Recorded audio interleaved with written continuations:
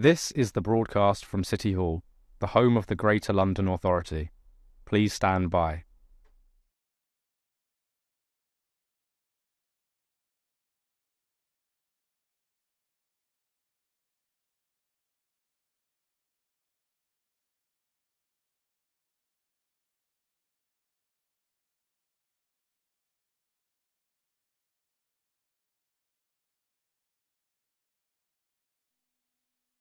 This is the broadcast from City Hall, the home of the Greater London Authority.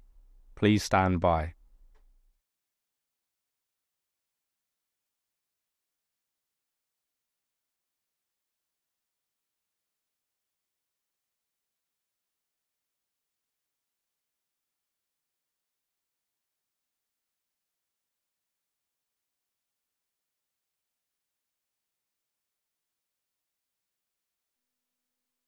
This is the broadcast from City Hall, the home of the Greater London Authority. Please stand by.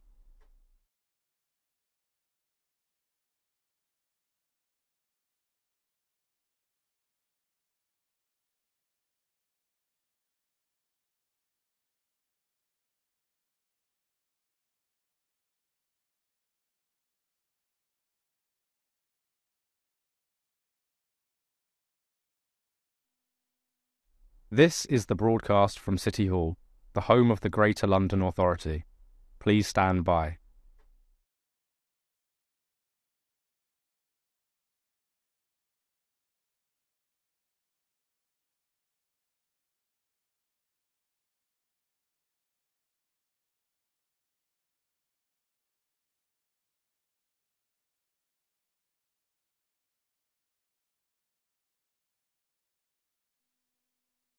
This is the broadcast from City Hall, the home of the Greater London Authority. Please stand by.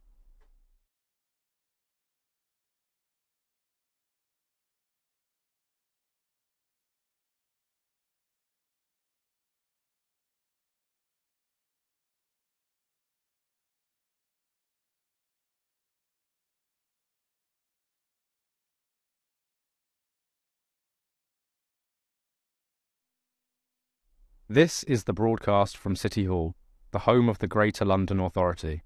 Please stand by.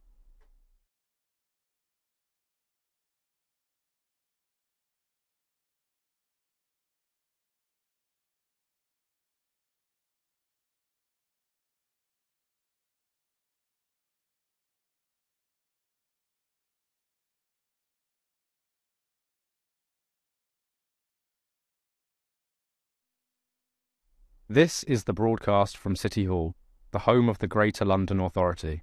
Please stand by.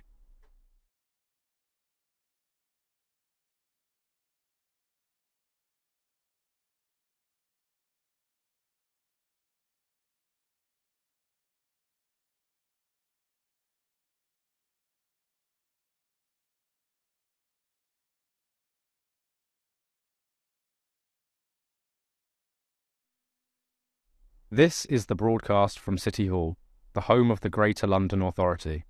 Please stand by.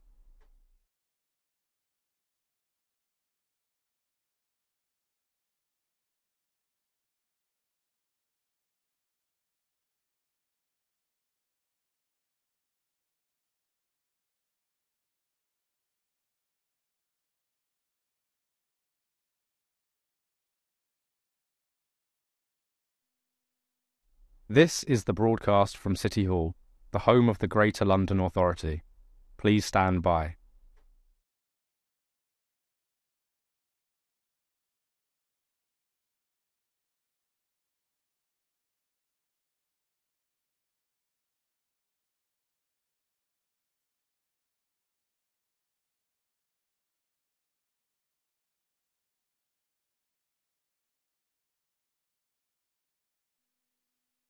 This is the broadcast from City Hall, the home of the Greater London Authority. Please stand by.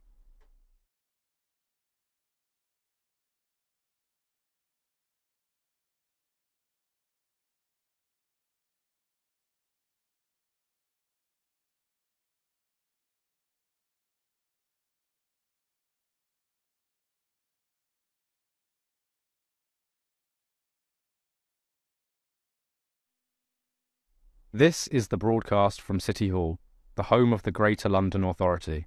Please stand by.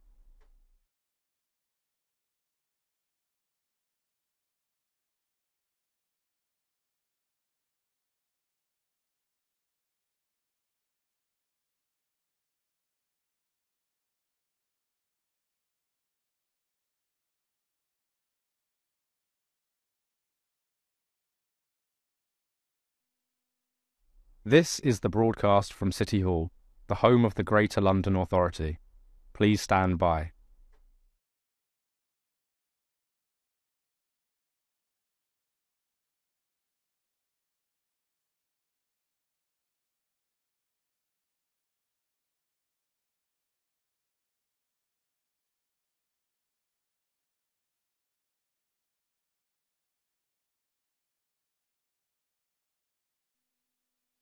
This is the broadcast from City Hall, the home of the Greater London Authority. Please stand by.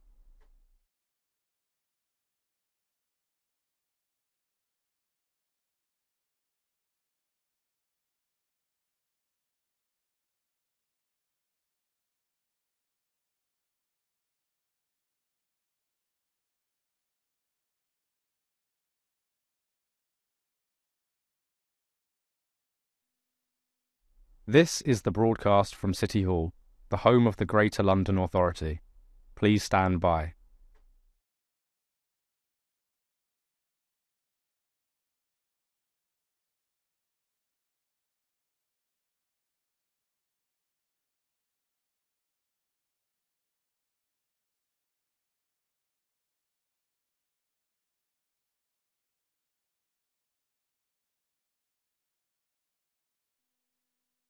This is the broadcast from City Hall, the home of the Greater London Authority. Please stand by.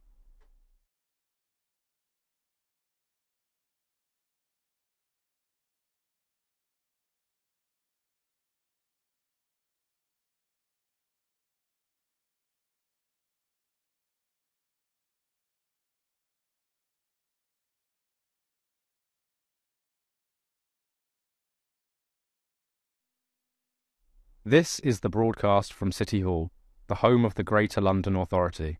Please stand by.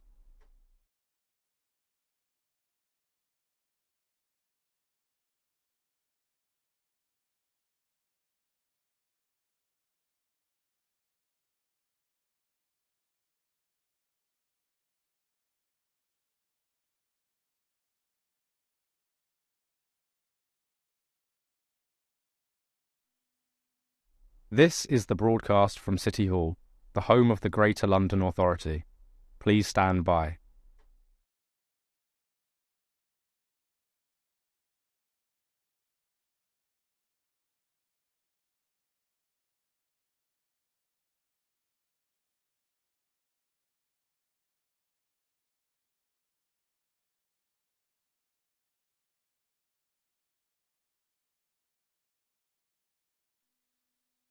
This is the broadcast from City Hall, the home of the Greater London Authority. Please stand by.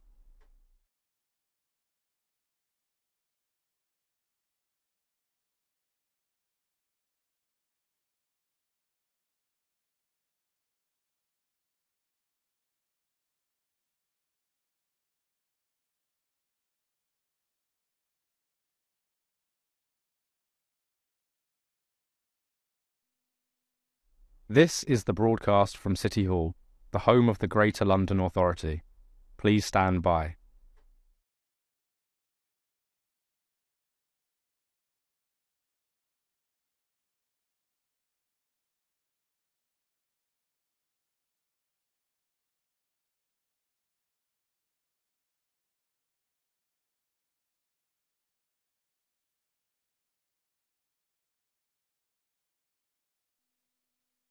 This is the broadcast from City Hall, the home of the Greater London Authority. Please stand by.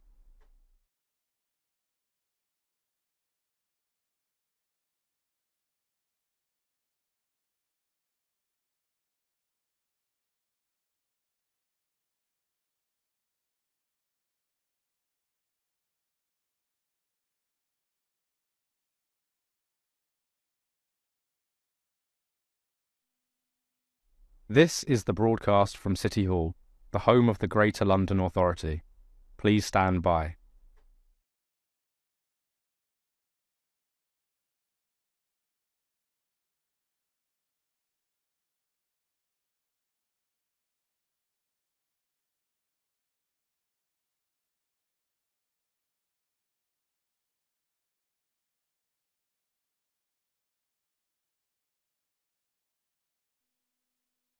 This is the broadcast from City Hall, the home of the Greater London Authority. Please stand by.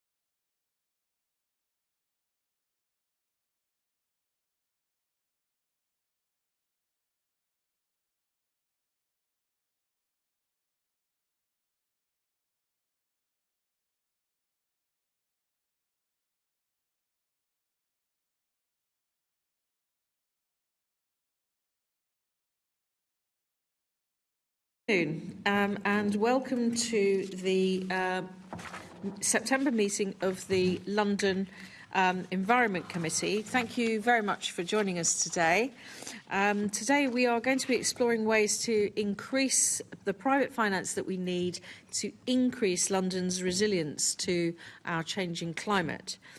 Our aim is to identify and address the barriers to increasing investment in this crucial area and to explore exactly what the crucial area actually is. We're going to evaluate progress on the recommendations that were made in the last year's London Climate Resilience Review, particularly those relating to finance, and discuss the role of the newly created Climate Finance Task Force. Now, before we move on to that main item, I would like to remind everyone to please put your phone into silent mode and also don't position it just in front of your microphone if you've left it on vibrate. If you can adjust your microphone so that everyone can hear you, and if you need to move it around, could you please lift it from the base, not by its gooseneck, because that breaks it and we will have to charge you. No, I'm lying, we won't. But we would rather you didn't break the microphones. Members of the public are encouraged to follow at London Assembly on X and also other platforms like Blue Sky, and I think we're on Threads, and you can use the hashtag Assembly Environment for this meeting. Now, before we move on to that main item, we have got a few short things that we need to just get through. Could I ask our Assembly Secretariat Apprentice, Mia Gianetto, if we have any apologies for today's meeting? Thank you, Chair. Assembly members McCartney and Turrell have sent their apologies for lateness. Yes, we're expecting to be joined by Assembly members McCartney and Turrell. They've both been delayed on business in their respective constituencies, so both of them have got a bit of a travel to join us, so unfortunately they will be joining us a bit late. Could we move on to declarations of interest? They're found on pages 1 to 4 in your agenda pack. Could I ask the committee to note the recommendations set out at item 2? Thank you. And does anyone have any other interests to declare? I will take silence to mean no. OK. If we move on to item 3, which is the minutes, which are found on pages 5 to 64 in your agenda pack, could I ask the committee to confirm the minutes of the meeting held on the 15th of July are an accurate record? Thank you. I will sign those before the end of the meeting. Item 4 is our summary list of action on pages 65 to 108. Could I ask the committee to note the completed, closed and ongoing actions from previous meetings and the additional correspondence which we have received? Is that noted? Thank you. Item 5, action taken under delegated authority, pages 109 to 114. Could I ask the committee to note the recent action taken by me under delegated authority in consultation with party group lead members, namely to agree the committee's letter to the Mayor of London regarding London's trees in a changing climate, which is set out as Appendix 1? Thank you. Item 6 is responses to committee outputs. We've had a batch of those coming in, pages 115 to 124. Could I ask the committee to note the responses that we received from the Mayor of London to the committee's outputs as set out in the agenda report? Thank you. Climate finance and why we need it. Next item, item 7. And I would now like to move on to that item, and I would especially like to welcome our guests for the first panel. We have Alison Gowman, CBE, who is an alderman and is the lead member for Climate Action Strategy, Biodiversity and Urban Greening in the City of London Corporation. You're very welcome, and thank you for being with us, Alison. We also have Emily Hickson, who is the former Deputy Cabinet Member for Green Finance in Southwark Council, but is also the Director of Business and Investment Engagement at Climate Catalyst. And last but by no means least, we are also joined by Emma Howard-Boyd, who is the former Chair of the Environment Agency, but very specifically for this meeting as well, is also the former chair of the London Climate Resilience Review. So thank you very much for joining us, all of you. Right, so we're going to start with some questions from me. I'm going to put them to all of you. After that, we are going to try and focus in and pick on one of you. So if at that point, if you do want to add something, do indicate and I'll try and bring you in. What do you think are the biggest climate-related priorities for investment in London, or what do you think they should be? And I'm going to start with you, Emma, if I may.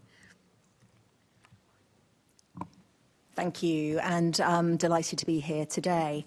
I think, given the work that I was asked to do for the Mayor of London, I think it is really important for me to emphasise that alongside all of the climate finance and investment that we need to create a cleaner, greener London and UK, we must remember to think very loud and clearly about preparation for climate impacts. And that was the whole reason the Mayor asked me to do the review, was on the back of the 2021 surface water flooding events, but also the heat wave, the 40-degree heat wave that we experienced in 2022. And that really was a cycle of weather-related events that show how severely climate impacts are now beginning to impact London, impact the UK. And if I just talk very briefly through that cycle, I think you will also see how that's been very relevant to this year. And this year is set to be one of the hottest years on record. But as you approach a period of extreme heat, you start seeing things like drought. You start seeing things like wildfires, and this was exactly the cycle that we saw in the run-up to the July 2022 heat wave. Ring of fire all the way around London, busiest day for the London Fire Brigade putting out wildfires in North, and actually it was all the way around London. A massive increase in water usage, so 50% increase in water usage as we approached that 40-degree heat couple of days. And then the impacts on our infrastructure, on our vulnerable people, our school children, living through these rising temperatures, so hospitals closing, our tube and our railways either slowing down or being stopped. And then what typically happens at the end of a period of heat is extreme rainfall and surface water flooding. So whatever investments we need to make in our city, for our housing stock, for our infrastructure, for our health and other reasons, we need to understand that all of that is at risk from climate impacts. And if we're not embedding climate resilience in right from the start, we're just locking in climate vulnerability for decades to come, and that could ultimately undermine the investments that we're making. So every sector that we need to make sure is energy efficient, working from clean energy, also needs to be ready for climate impacts. And I think in understanding that, we need to bring the climate resilience work from the edges of our strategy right into the centre, and make sure that our investments understand that climate resilience is a core part for the longevity of that investment need. So I'm going to see if Emily or Alison would like to add to what Emma is saying. Thank you. That's a really powerful opening set of comments there. Would you like to add anything to that? I'll start with Emily and then come to Alison. Oh yeah, add and build. I mean, absolutely agree with Emma. Couldn't emphasise or echo that more. And in Southwark, we've been working on our adaptation and resilience planning. and that's led to, during the recent heat waves of this summer, of course, highlighting to our residents where there could be cool spaces found, obviously trying to integrate some of the recommendations from all the work that's been done on adaptation into how we design new council housing.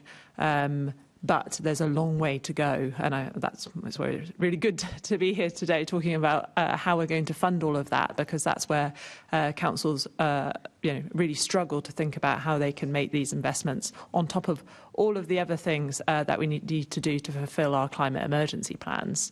So in 2021, Southwark announced a climate emergency, and since then we've been working at pace on that strategy and integrating our adaptation strategy into that. And I just wanted to call out a few things that I think have been the kind of most important investments. And of course, it depends very much about. I'm going to stop you. Yep. We might come back to that shortly, but this is just about sort of setting out the priorities at the beginning, rather than going into some of the detail now, because I think we've got some other sections where we are going to come. I was just going to lay out kind of what we're trying to fund, and then we'll come into, just very briefly, because we think about it in two ways, which I'm sure most councils do. Firstly, our direct footprint, and then what we can enable in our borough. So our direct footprint, investments obviously into retrofitting and energy use on our estates. Which, Southwark runs 50,000 homes. This is the huge bulk of our footprint. This is very, very hard to fund. But we also obviously have operational buildings, so investing in our leisure centres, retrofit and energy efficiency has been a big priority. And then I'd just say, in terms of the catalysing across the borough, obviously the EV charging rollout across the borough is really, really important to help the nation's overall move to electrification. And also investments in things like community energy have been phenomenally successful. And that's where the council can give very small grants and get very, very big returns. So happy to go into more of that as we talk about how we fund this. I think that's going to come very, very shortly. Alison. Yes, I mean, just very briefly, but absolutely to agree with Emma. The report that was done and her work has very much highlighted the need for resilience. And when the corporation created our climate action strategy in 2021, there's a whole chunk of money there which is around climate resilience, building in our buildings, but also in terms of our open spaces. I think you visited Epping Forest recently, and sadly, Wanstead Flats has had a lot of wildfires, as we've heard this summer, and Epping Forest. So it's on our doorstep, as you realise. But just to say, we are concerned about the infrastructure, we're concerned about the transport, but clearly, if I'd have to say from the city point of view, we're concerned how that impacts on the buildings that we've got, the commercial buildings, and obviously if people aren't able to access those buildings and do the work that they're doing, which is very critical to the growth both of the country, London, the financial impact that will have is quite serious. So, it's a real world impact on those people in their houses, but there's a real world impact also on commercial buildings as well, which need to be keep operating. So I don't want to lose that element to it, but absolutely working on resilience is so important. Thank you. Emma, I'm going to come back to you. Do you think the areas that you have highlighted and Emily and Alison have just pulled out as well are the areas that are being sufficiently prioritised at the moment? Obviously, your report came out last year, so we've only got a year, really, if you can sort of think about, are we prioritising these areas enough, either at City Hall level or across councils? I would love to see far greater urgency placed on the climate resilience aspects of climate investment. I think often that aspect is seen as something that's going to happen in the future, rather than the fact that it is happening now and will get worse before it gets better, and it will continue to get worse over at least 25 years, if not longer. So that context of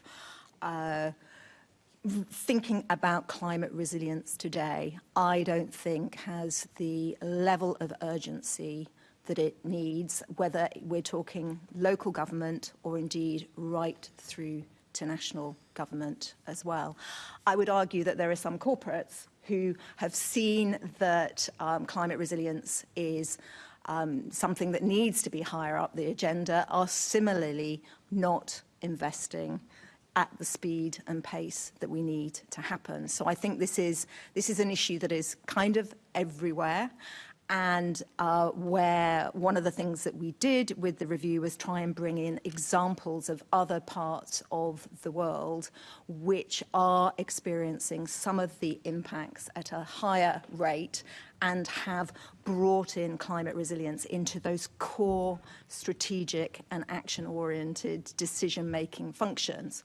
Often that can be either into the finance department, but certainly not left as a sort of side issue over here, bringing it into the centre of decision-making and I understand it's not everything, but it is a large bulk of our long-term investments where we are at risk of having to come back and retrofit again, or do the first retrofit far sooner than we should be because we haven't placed enough attention on climate resilience. I then want to flip it back to I do want to acknowledge that whether it's at a local council level or indeed the fact that the review was commissioned, this is incredibly positive because we haven't seen this work highlighted in many places around the world. But I do think getting that balance right now, as we have massive opportunities with a new growth plan, with the London plan, to make sure that this focus on climate resilience is given the right attention and almost is like a rider in any bit of procurement or investment. Boston, for example, this summer has announced a heat action plan. It's something that the mayor's team are working on right now. And as part of procurement for Boston, you have to show that you are taking into account heat, preparedness, and that might be in terms of how you're looking after your colleagues, your staff, or indeed how an investment is made. And those are the ways that we can start speeding up this focus on climate resilience. I was at a meeting earlier this week with members of the Association of British Insurance, with colleagues from Australia. It was interesting that the minister who'd come from Australia was a minister of finance who'd worked on financial services and the insurance industry and climate resilience. And the insurance industry is certainly paying far greater attention because of the impacts that they're seeing, the claims that they're seeing being made, which each year are reaching higher levels, but also thinking about how they invest their balance sheet to ensure climate resilience is part of the mix, as well as reducing emissions through their investment strategies. So when you're looking across the piece, you wouldn't necessarily say that there are specific areas that would benefit from the significant investment to enhance climate resilience. It's more about bringing the concept of climate resilience and mitigation and adaptation into the centre of every area that we're looking at. So if I can just speak nationally for the moment, if you take the government's 10-year infrastructure strategy, £725 billion worth of investment. So this is new investment in infrastructure. There is a segment which is focused on flood resilience, 7.9 billion over 10 years.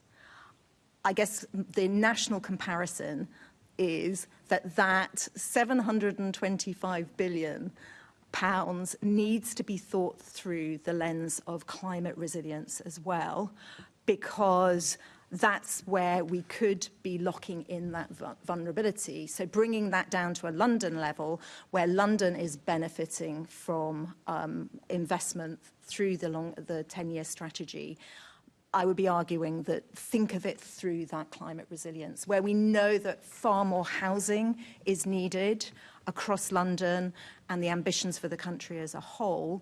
Again, we need to make sure that that housing, that social housing investment, is fit for purpose and people can live comfortably in those houses, whether it's too hot, too cold, in an affordable way.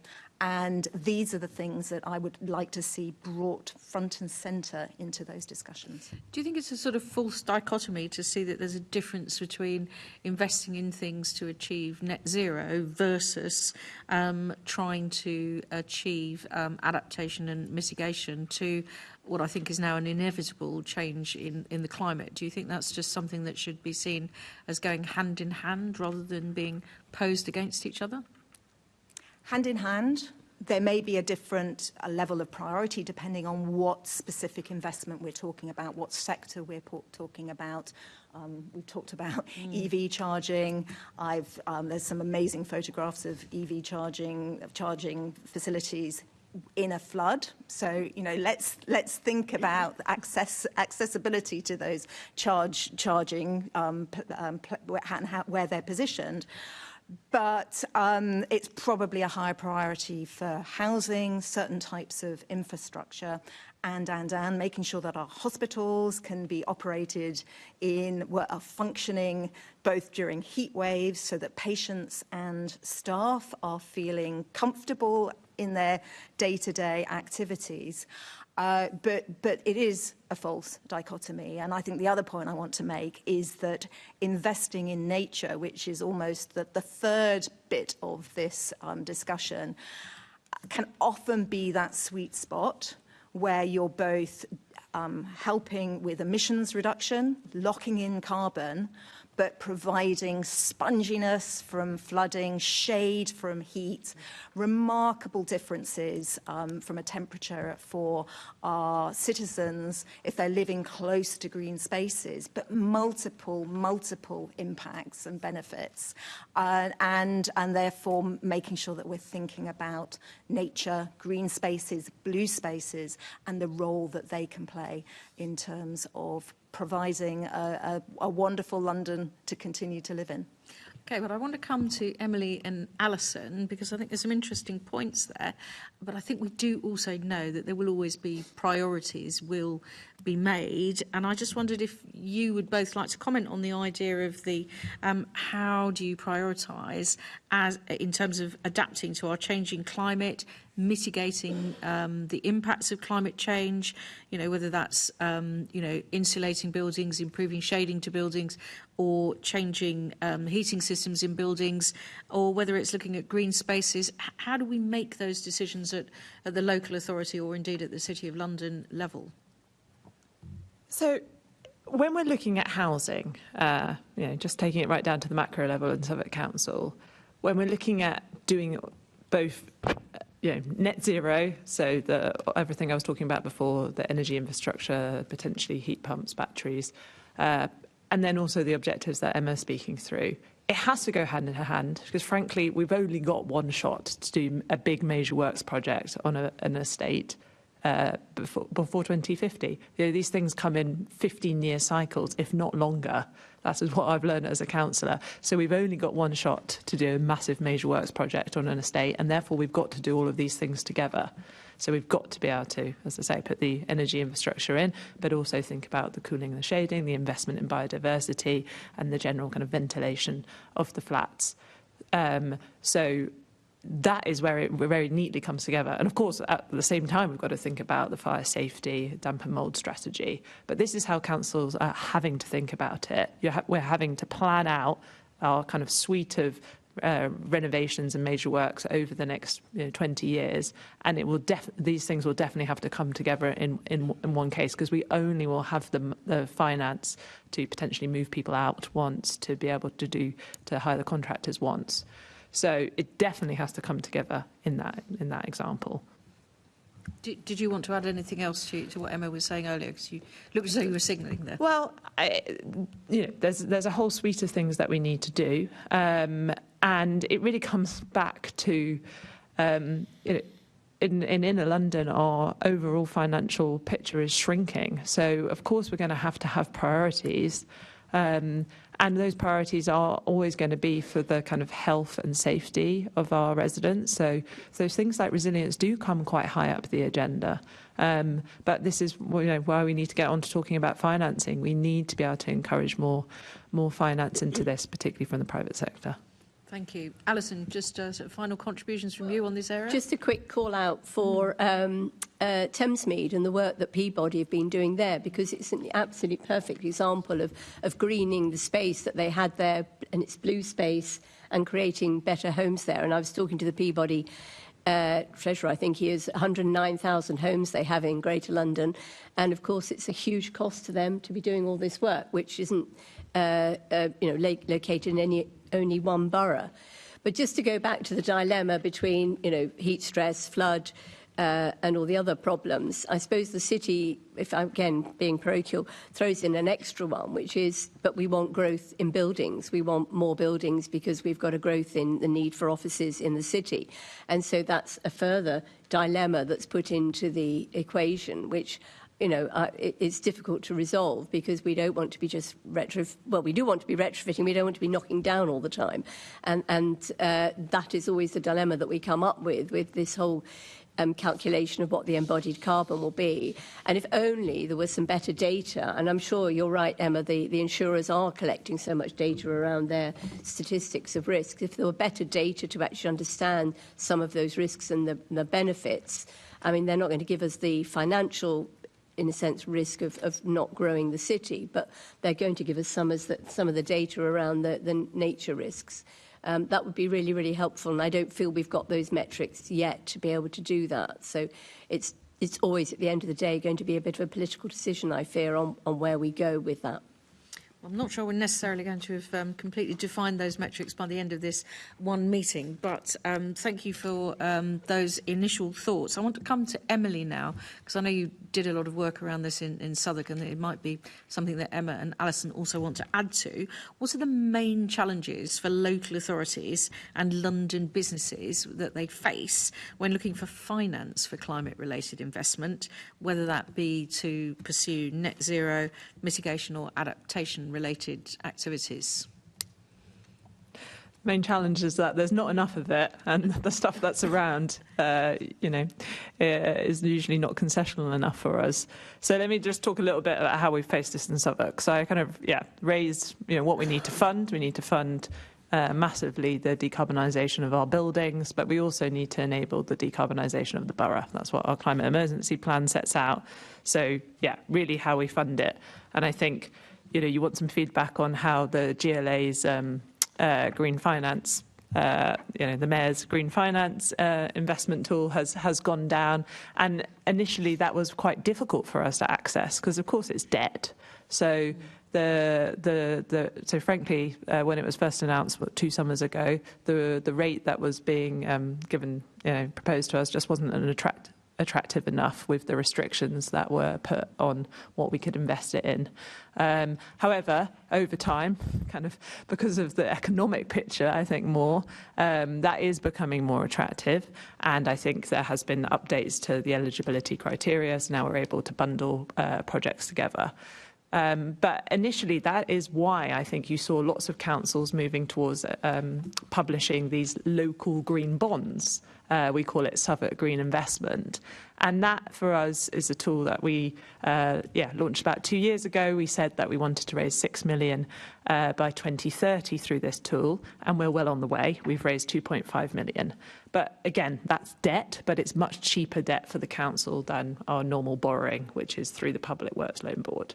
So there is a financial saving for the council doing it this way, but mainly it's a public engagement tool. So it helps us then go and talk to the businesses and to our community about what projects do you want invested in, and then we're able to do that. So we've used that to invest in our leisure centre retrofit, LED lighting, but I think most interestingly we've been able to invest it in more cycle hangers, library of things, and that has really, really helped kind of see this as a kind of whole community effort. And we are able to really tap into some of the great affluence that we have in our borough and use that money to fund the areas of the borough where we do not have that affluence.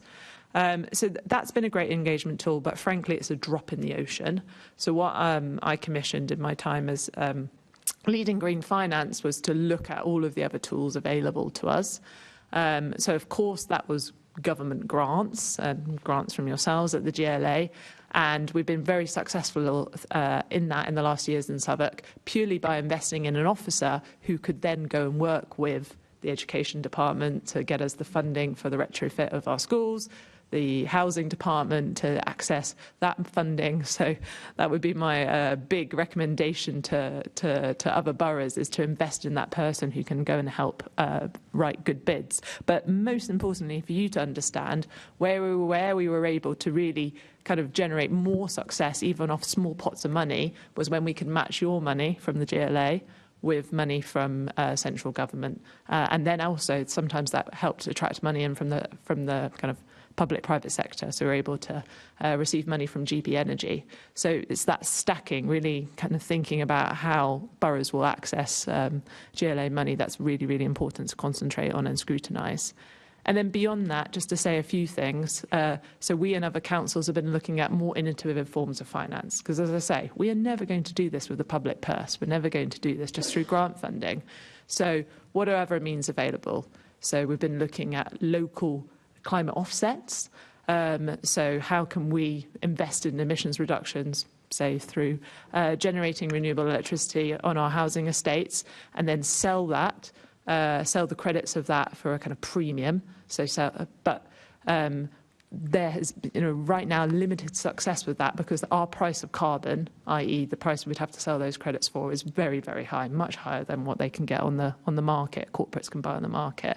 But I think we need to build a bit of a market around that, and I'd love to see GLA support that. And there's a biodiversity net gain credits that could also be sold to developers who obviously have to meet those commitments now. And then, so that's kind of one rung of innovation. And then beyond that is, of course, where we have partnerships with the private sector. And so it's been good to see National Wealth Fund come in and give guarantees to banks who then want to invest in social housing, decarbonisation.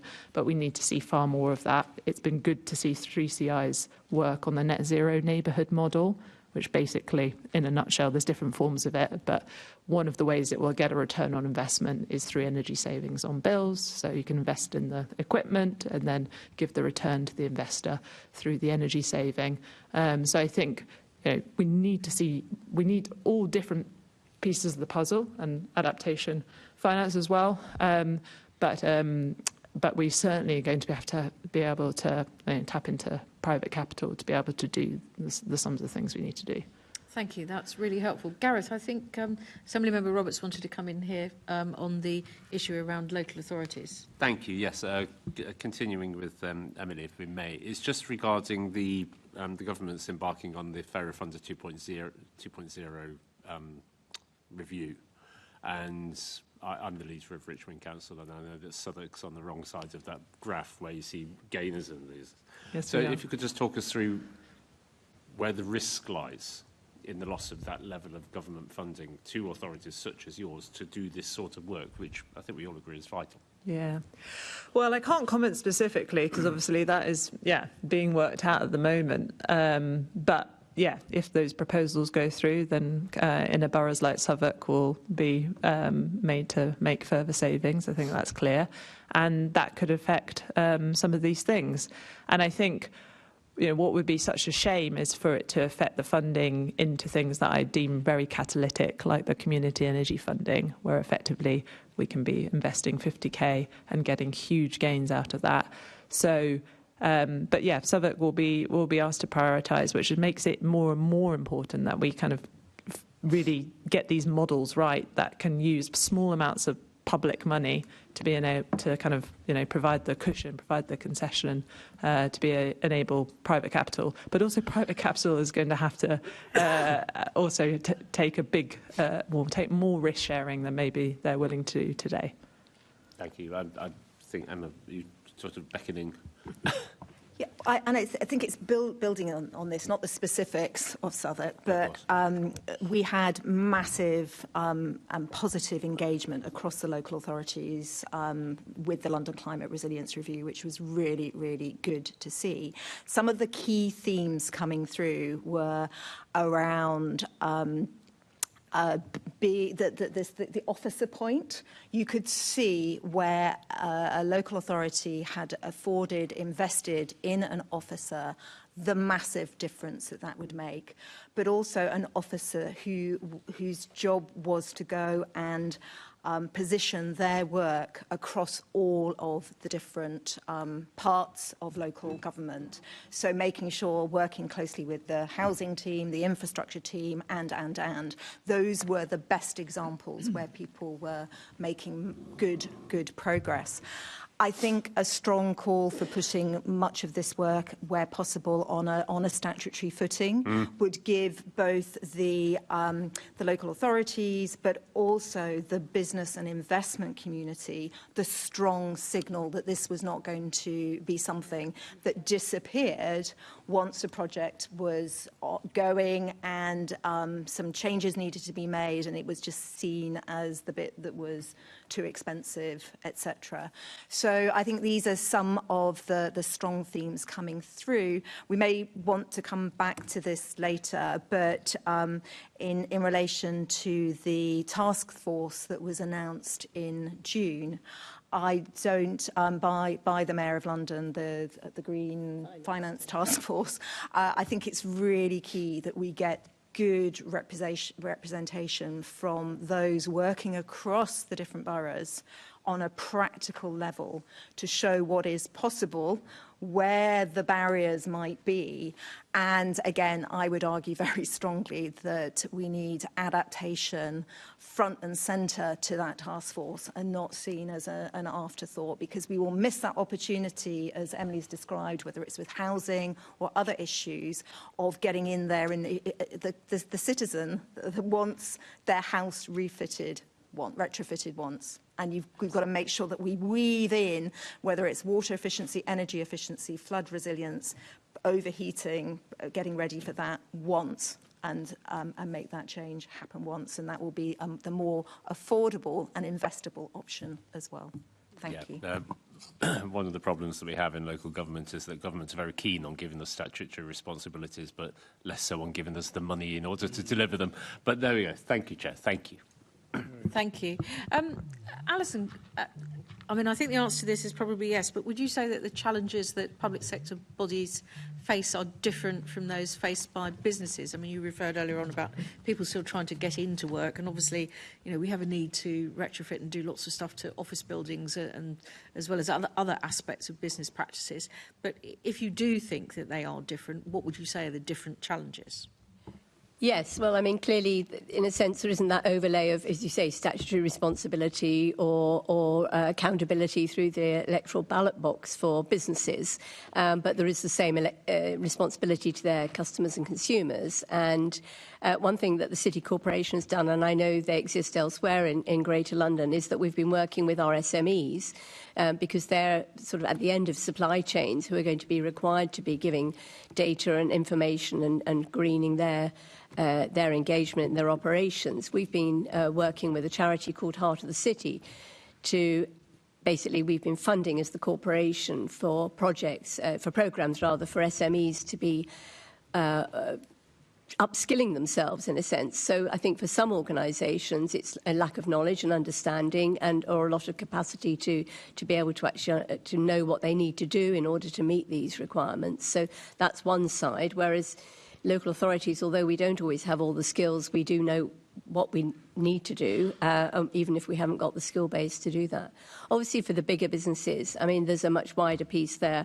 And I would say that in the city, even though there's sort of headwinds against this in terms of the geopolitical background, that the bigger businesses themselves are definitely still working on that. We've heard about the insurance world. No week goes by without somebody having a programme or a seminar or working on that. We saw, I think, in London Climate Action Week, how many of the businesses were engaged in actually dealing with the issues and talking about what they were going to be doing and doing it and working forward on that.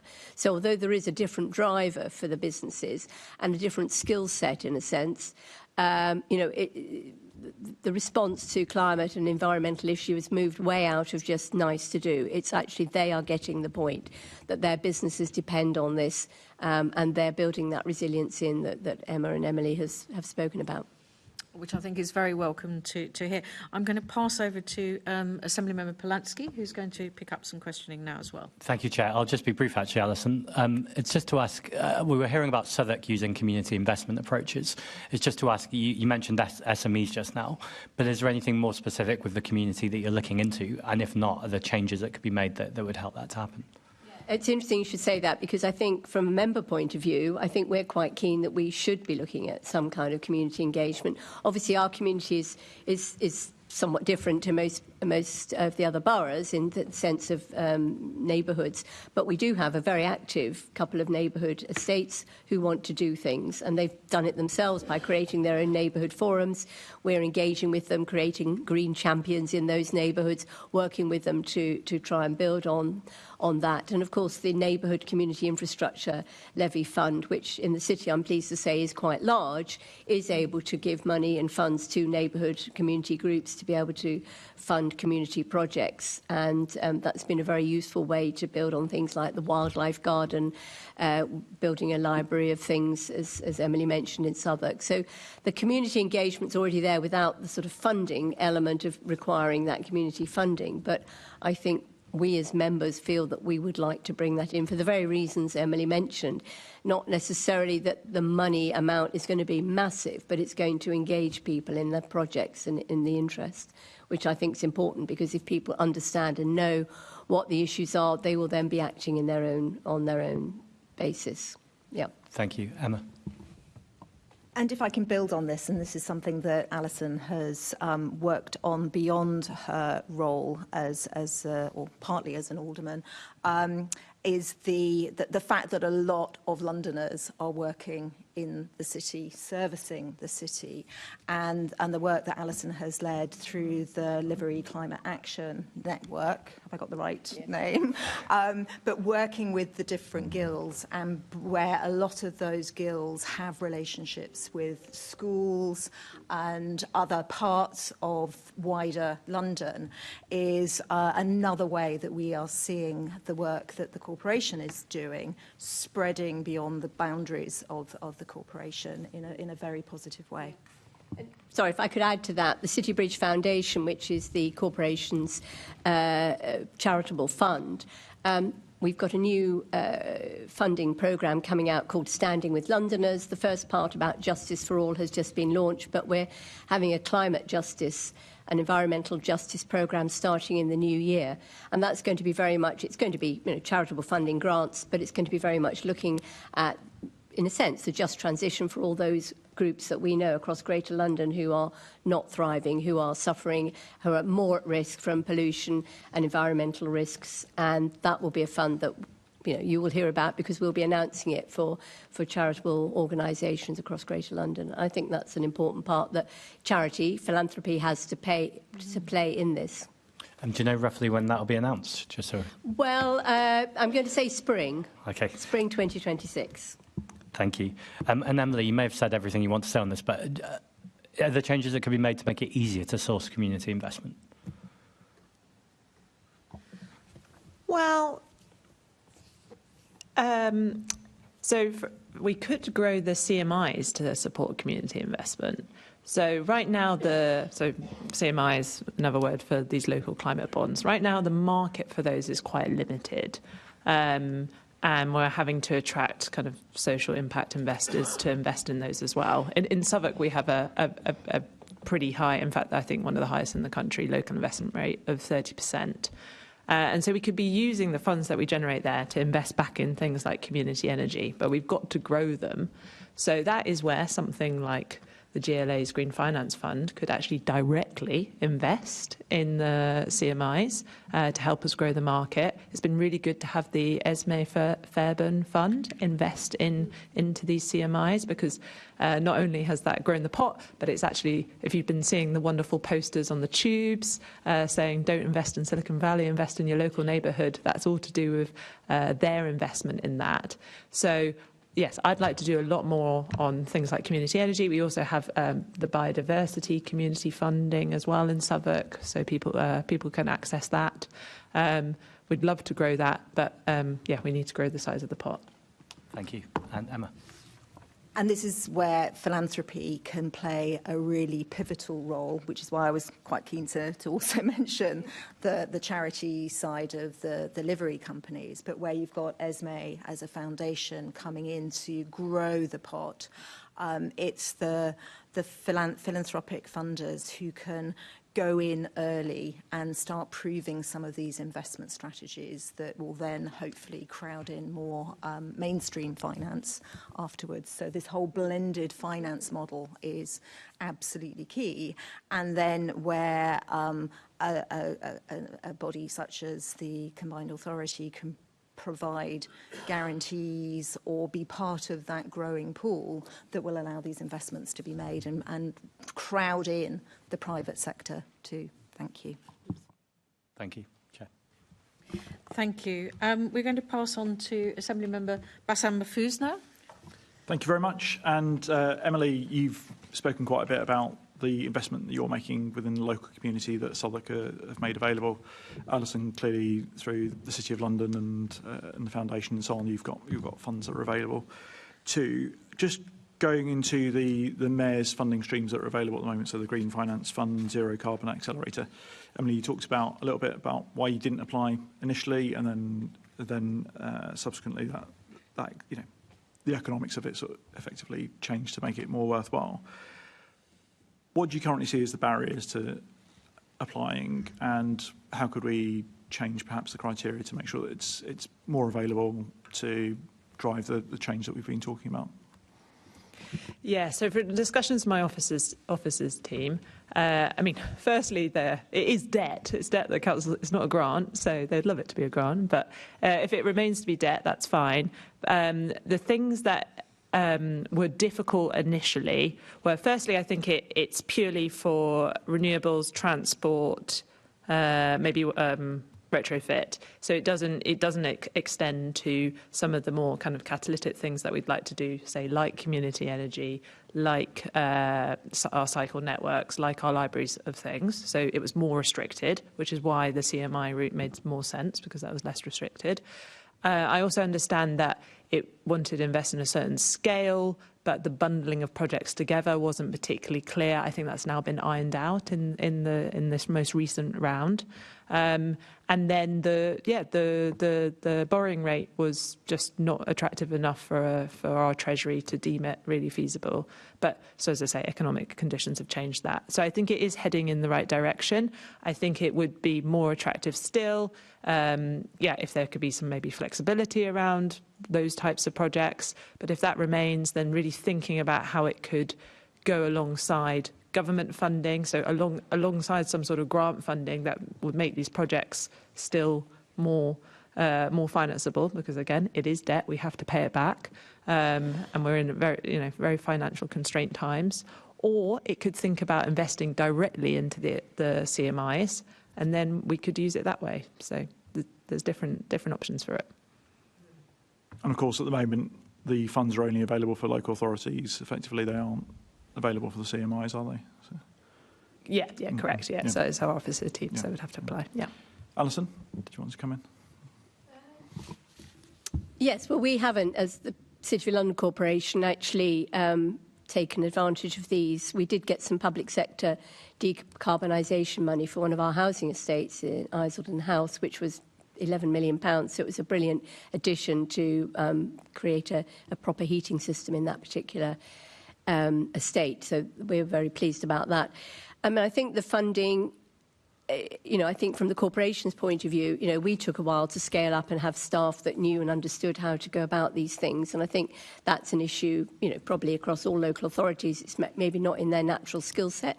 So I think there may have been an element of slowness in people working out. I mean, and even the complexity of it, as Emily mentioned, was difficult to work out. So I think local authorities, but then it's an extra cost for staffing up. And maybe these people are actually quite expensive to hire in as well. So I think that's an area that there needs to be some help around that sort of early feasibility side of projects, creating the right project of the right scale, of the right size. I mean, it's a piece across, if you like, the world, that there's so much money supposedly that's ready and available to be put into green financing. And, the countries that we think we should want it aren't ready, or it's not de-risked enough.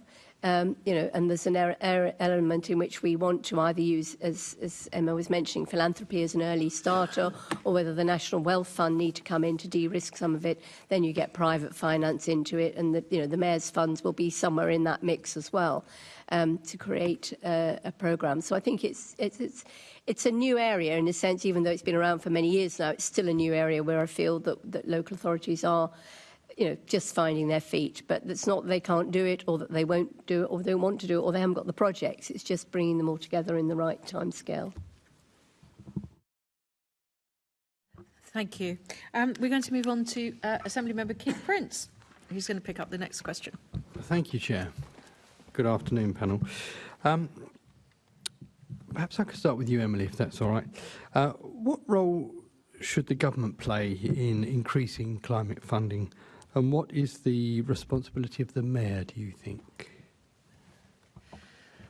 A couple of things this panel's already touched on. But so, of course, there's one level that we interact with the government on, which is the giving of these grants.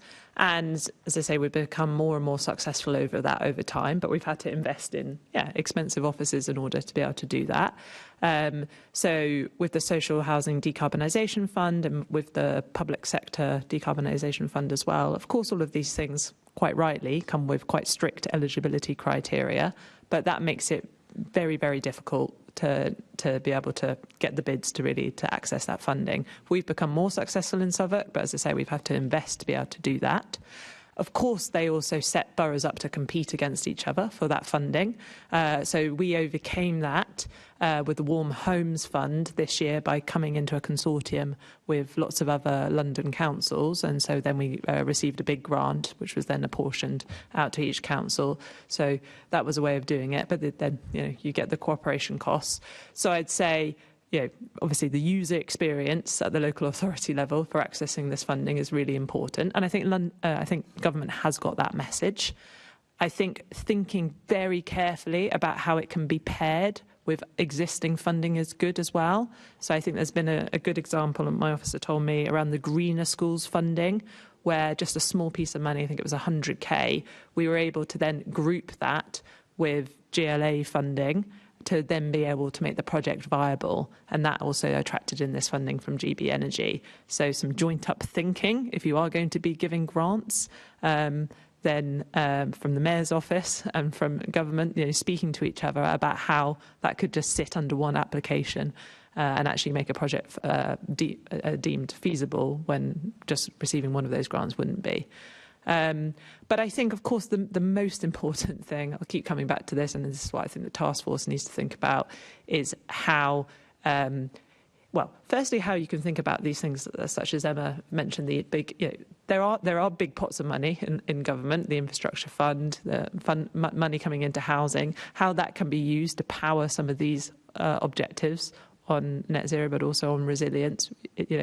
It's money at the end of the day, and it should be spent across multiple priorities. And then how that can be used, blended, maybe with philanthropic capital if you need to de-risk a lot, in order to attract private finance. And that's so sitting down with the big banks who have got this lending capacity, what is it going to take for you to invest in a bundle of 20 housing estates across London to do all of these, all of these different measures? What's the risk on that? Let's price up that risk and see if it can be kind of slightly de-risked by an injection of public capital, which would only be able to go halfway through one estate. So it's about thinking in that way. That's interesting. In terms of achieving the Mayor's goal of net zero, what do you think is the current funding gap in order to achieve that? What more do you think the Mayor would need to spend in order to achieve his net zero goal by 2030? I know I can answer that. I'm not across the specific detail, but the key things, the key things that we obviously need to do is up the pace of electrification. That is what is going to get the most emissions reductions in the next 10 years.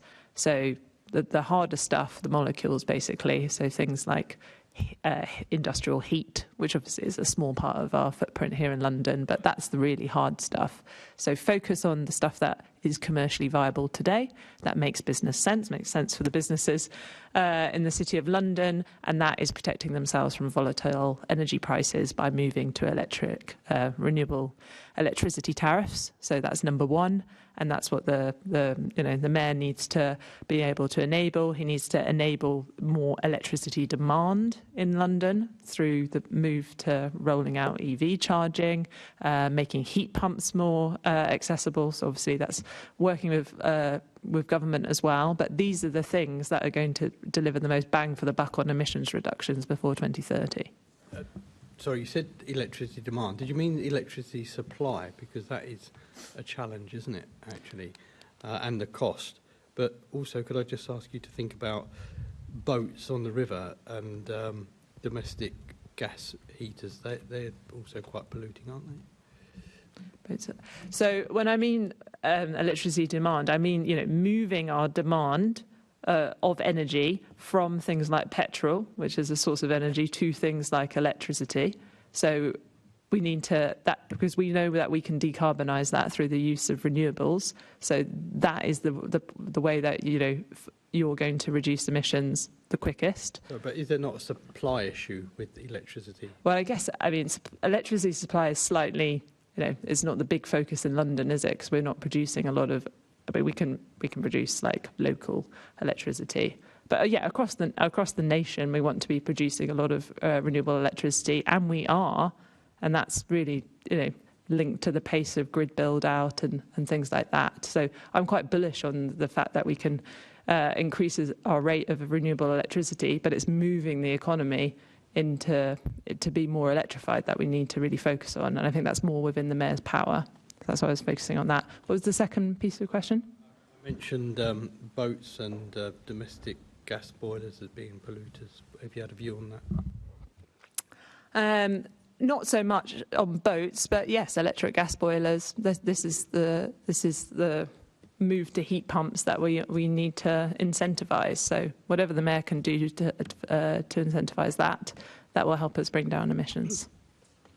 I'll leave it there, Chair. Thanks very much.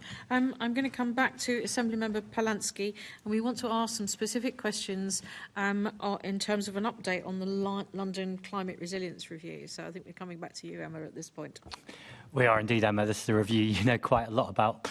And in your recommendations, you talked about the Green Climate Adaptation Accelerator and also expanding the Green Finance Fund to include climate adaptation.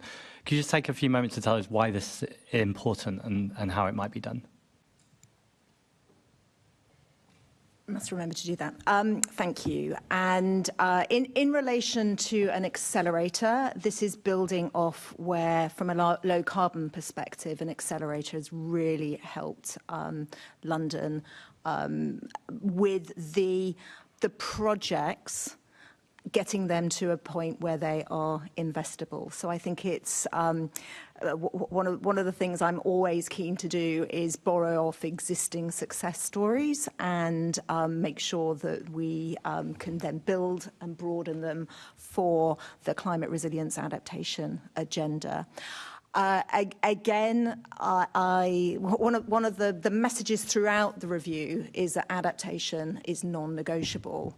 So in relation to so many of these questions, I would also be saying follow the money and make sure that that money is being invested, used in a way that is not only reducing emissions, but building in that long-term climate resilience. And this is where growing ambitions from the small amounts of money allocated to climate resilience to the bigger pots of money that exist. So whether it's a green finance facility, making sure that where relevant, climate resilience is added into that range of things that can be invested in, either in the examples where resilience is a separate investment or making sure that it's integrated. But similarly, looking at other big pots of money that the Mayor does have responsibility for and can pull the levers and make sure that that is ready for climate resilience. So understanding, and it's often been because of lack of understanding that we need, these impacts are happening today, and we need that focus of dedicated expertise and people making sure that they understand how to weave this into projects, that the accelerator comes in. I am really hoping that this new task force will build on those recommendations and just making sure that where the Green Finance Facility had a key part of that offering technical assistance, that is woven in from an adaptation perspective as well, and that we have true expertise sitting around that task force of people who are living and breathing climate resilience and how it is evolving. But also that shift from those competitive grants where the small amounts of resources that the local authorities have end up being wasted because there is a competition in terms of how that money is won, that this fits into a more stable and long-term funding framework. And all of this is about kickstarting something that is long overdue. Thank you. Thanks. Without me giving a big political speech, I'd never dare do that, Chair.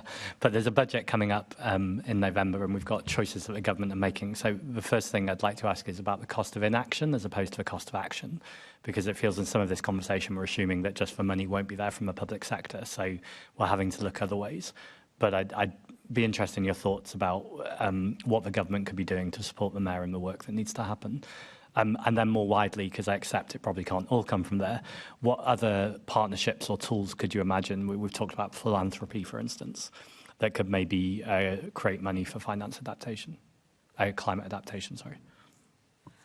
I would love to see more focus on climate resilience and adaptation coming through at a national level, and all departments understanding the risks that they are potentially making by going ahead with an investment programme, building new houses, building new schools, building new transport across the country, if you're not building in that climate resilience. So things like the 10-year infrastructure strategy have a nod towards climate resilience. This is a real opportunity also for investors who are picking up the bill through their investments to make a strong plea to the Chancellor in a way that used to happen before Flood Re was set up, to say we want to, through some of the things that are convened through the City of London, if we're making a commitment as investors to 100 billion to green infrastructure or 100 billion to something, that we expect that the framework will be there, that this is going to be climate resilient. I think that is something that we need to hear ever more louder. And I would like to think that all combined authority mayors are seeing, as they are pitching for investment in their authorities, that this is a strong part of their growth strategies, underpinning their growth plans, that if you're not locking in this climate resilience, you are potentially investing in stranded assets. So I think this is something for the Mayor of London, but also for other combined authority mayors to be really singing loudly on this agenda and really challenging the government in terms of what was in its manifesto, because there was a strong statement around needing climate resilience, not just to be seen as a small thing, but an overarching thing. What was the second part of your question? Other tools or partnerships that could be used to unlock finance for climate adaptation? So this is where we do need to move towards blended finance. I think we've seen some foundations through their social impact funds, through their focus on carbon reduction and nature, be first investors in some of the projects. So Esme Fairbairn is one foundation that I would call out. But it's always with the sense that this needs to be something that makes economic sense and will bring in private sector investors. And this is where I do think engagement with the City of London, this is something that the Mayor and other mayors can do. The Lord Mayor of London does it, but that's a slightly different role, to really encourage institutional investors, long-term investors, to understand and call for strong investment in reducing emissions, positive nature, and climate resilience. Really well put. Finally, could I ask, are there lessons London could learn from Singapore and Copenhagen? There are, I think it's this sense of moving all things climate and nature ever closer to financial decision making, and understanding the work that needs to be done on the cost of inaction.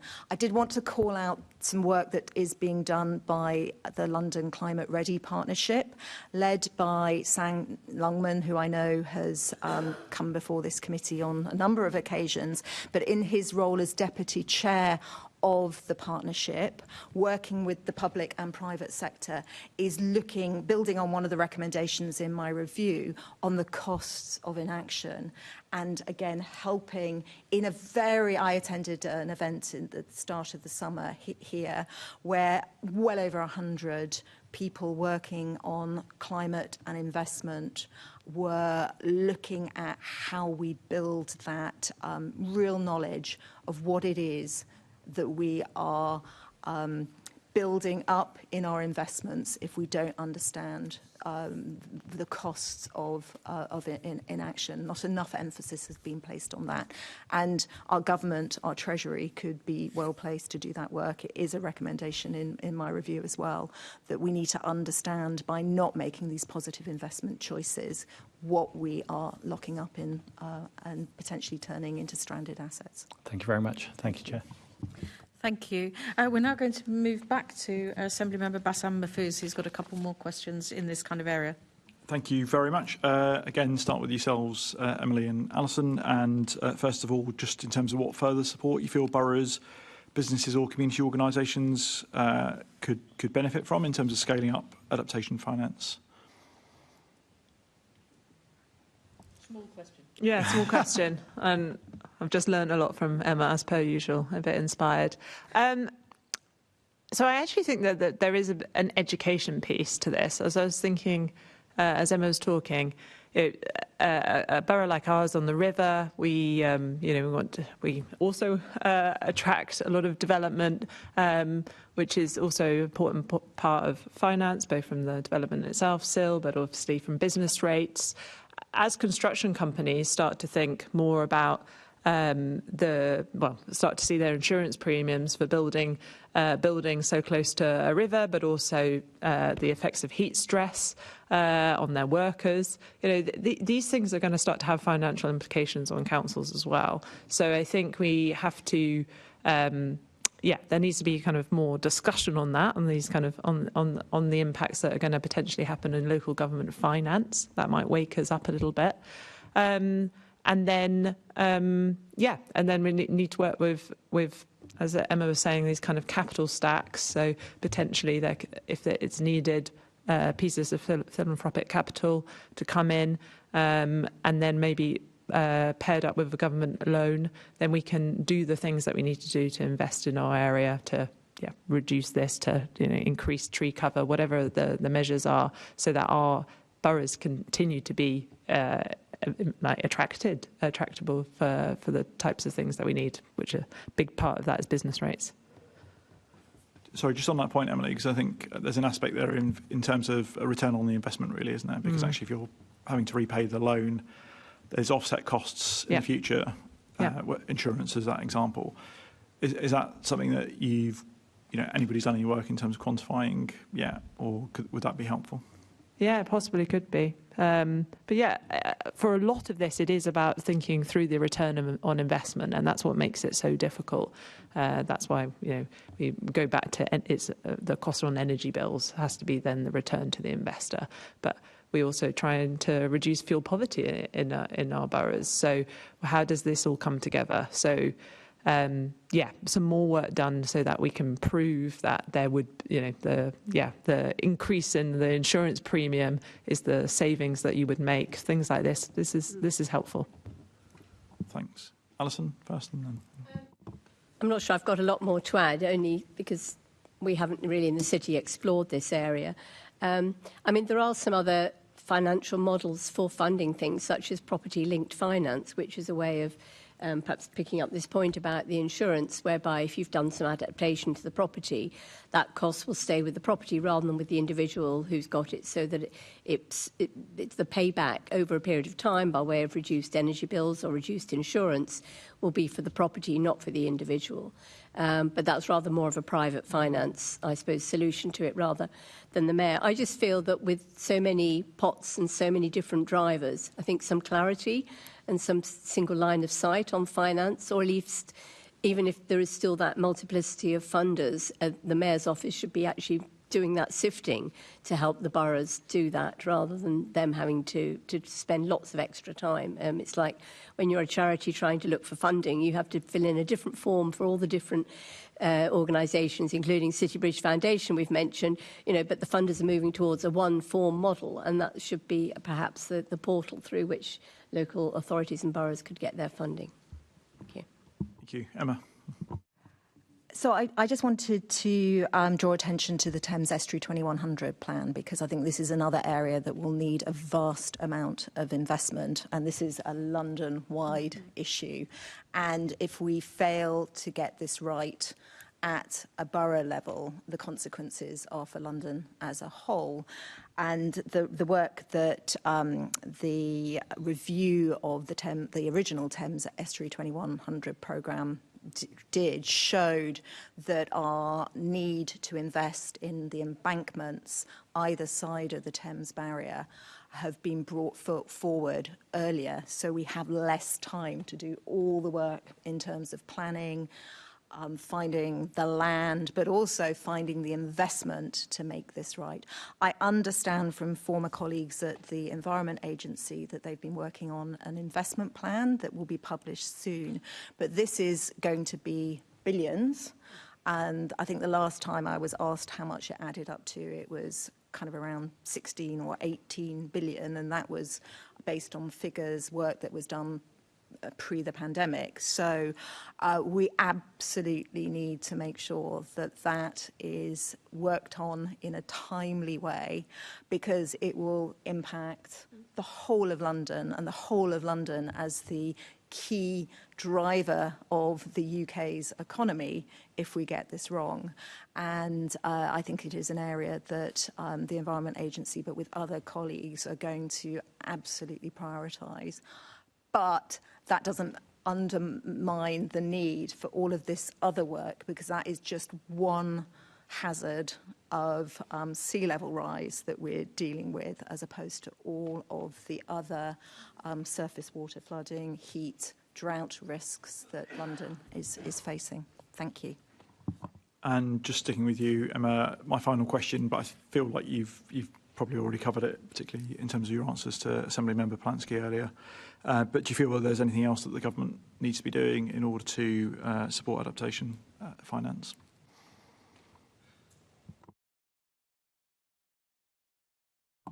I think there have been so many different priorities facing this government that we've hardly started to see the work that needs to happen on the climate resilience agenda, and it has to go far further than flood to all of the other related hazards. So I think it is something that I called for in the review, others have called for in the past, is that this is an issue that is led from within central government, whether it's within Treasury or within Cabinet Office, or the way that these two parts of government should be working ever more closely. I'm not the only one that's called for that, but I feel that this is where sadly, too often it is forgotten as an issue until an actual event is taking place. And this is also where others from the world of finance and insurance could and should be paying far greater attention and lifting that call even further in relation to discussions with government. Really, that leadership role, really, in terms of some of the answers you've given there around convening and focusing efforts and finances. So to make sure that we take that action now. Yeah, thank you. Thank you. One final last question to you as our first panel of today, and thank you so much already. We've already referred to the Climate Finance Task Force. If you were going to set its agenda, I'm just going to ask you along the row, what do you think the key areas should be that it prioritises? If you were going to tell it what to focus on, what would you go for? Start with you, Emma. Make it practical, action-oriented, and make sure that you've got the right people, including those who are going to deliver on it, around the table. Constantly review your agenda, but be focused on the long term as well. And the bringing together, reducing your emissions, preparing for climate impacts, and the role of nature. We can't afford for this committee to be only focusing on one aspect of what we need to see take place. Right, it's got quite an agenda from you. Emily, and then Alison, do you want to add anything to that, or has Emma covered it all, do you think? I do agree with all of that. So I would like to see people from the private sector or with good understanding of how you create these capital stacks on the task force. So I'd like to see a focus on creating more successes or more projects like the one that I mentioned earlier between the National Wealth Fund and NatWest that is set up to guarantee their loans into social housing decarbonisation. Obviously, I'd like to see the banks take on more risk, not too much risk, but a bit more risk within that, so that we can have more private finance to be able to get to at the local level. So more focuses on that, and so that we can have these first of a kind breakthroughs that will then make this easier for every project that comes afterwards. Thank you. Alison? I totally agree with that, and it is a big agenda. I just wonder whether to look more at not just splitting the whole of London into boroughs and the city, to actually be a wider financing piece and to bring people together. So if we're looking at the finance, it should be for a project which is cross-borough or across the whole of London. Look at that rather than splitting it all down, because we've just heard how we're all in the boat together. Yes, and every borough, 32 boroughs, and the city needs its own person who can bid for pots of finance, and there's millions of pots and so on and so forth. Thank you so much. That has been a really good beginning to today's discussion of climate finance. And we will be moving on, but we're going to take a very small break, and we're then going to bring in some other guests and ask them some further questions. Thank you very much, though.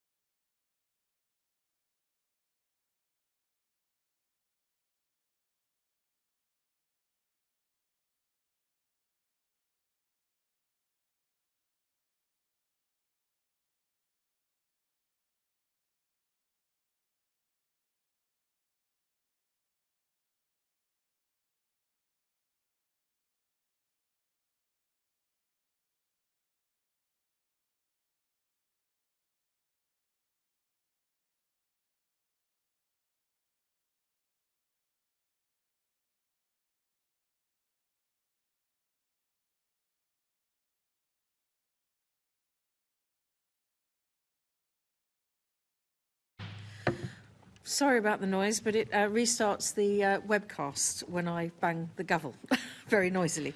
And it's made more noisy because I bang the gavel with the microphone that's closest to it on. I'd now thank you very much to the first panel, and I'd now like to welcome our second panel who've come in today to talk to us and hopefully build on the work that we've just been able to explore with panel 1. And our guests are Kenroy Reid, who is the Deputy Director of Impact Investment, London Treasury Limited. Matthew Thomas, who is the Green Finance Senior Programme Manager here at the GLA, the Greater London Authority. Dan Bicknell, who's the Climate Adaptation Manager, also from the Greater London Authority, and Jonathan Maxwell, who is the Group CEO and founder of Sustainable Development Capital, LLP. Right, so we're going to start with a couple of questions from me, and I'm going to start with Dan and Matthew. What is the overall state of climate finance in London? And I'm using that shorthand, which you can unpack a bit if you want to, but that would be helpful. I'll start with Dan and then I'll start with Matthew and then come to Dan. Matthew. The overall state of climate finance in London. Are we in a good shape? We've got lots of money washing around, just ready to invest in all these resilience projects that we were just discussing this morning, or is it not quite there yet? I think, well, we clearly need more. I think would be sort of the quick answer to that. We've estimated that it's 75 billion or so of sort of investment required to get to net zero by 2030. Of the finance that's out there, the Mayor's made available that 1.1 billion through the London Climate Finance Facility. But as we know, it's the Mayor alone can't solve this and can't raise all the funds. So we look at a range of different sort of public and private sort of sector finance. In terms of sort of the total kind of finance, you could say, well, 75 billion, how much of that is kind of available and out there? We obviously know most about the programs that we manage kind of directly and the work that we would see through the climate budget. But other sources of information we don't really have, I suppose, in terms of that total 75 and what the collection sort of pot is looking like. But you'd look to things like the low carbon economy, goods and services kind of snapshot, perhaps to give indicators of the flow of finance into the sector. Just before I bring Dan in, that figure of 75 billion was the estimate in 2022. How much of the 75 billion would you say have we spent in the last 3 years? So how much of that sort of 75 billion is left to spend? And of course, has the figure, it's probably gone up, I guess, since 2022, because there's been a tiny bit of inflation going on? It's gone up, and like I said, I don't think we have those figures in terms of how much of that 75 is actually, has been spent or been met, apart from really where we collect that through our own kind of programme, so like the Green Finance Fund and other mechanisms. Dan. Yeah, I mean, talking specifically about adaptation finance and climate finance for adaptation, we don't have an overall picture, but we know that there are, significant challenges around that. I think it's quite clear that the majority of adaptation sort of investment that happens at the moment is overwhelmingly from the public sector, and we know there is a large funding gap in terms of where we need to get to and the money available from the public sector. And that's not a UK-specific issue. You go around Europe and you talk to all of these cities that you consider, exemplars, Copenhagen, Amsterdam and others. And overwhelmingly, when you speak to them, they have these fantastic strategies for adaptation and resilience and investment plans to implement those actions.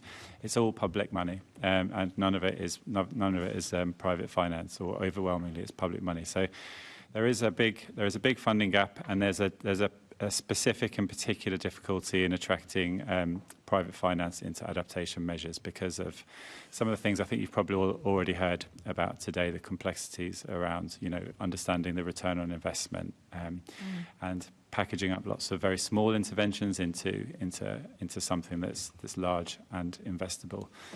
And often with resilience measures, you've got lots of different targets, unlike net zero, which is a single target. So, I believe you've already heard about this, the need to invest in tidal defences in London. That's the huge bill associated with that of billions, and yet that's one kind of resilience demand for investment. We've got a similar sized investment need for surface water flooding, for water resilience, for heat risk management as well. So yeah, a lot more is needed on the private finance side.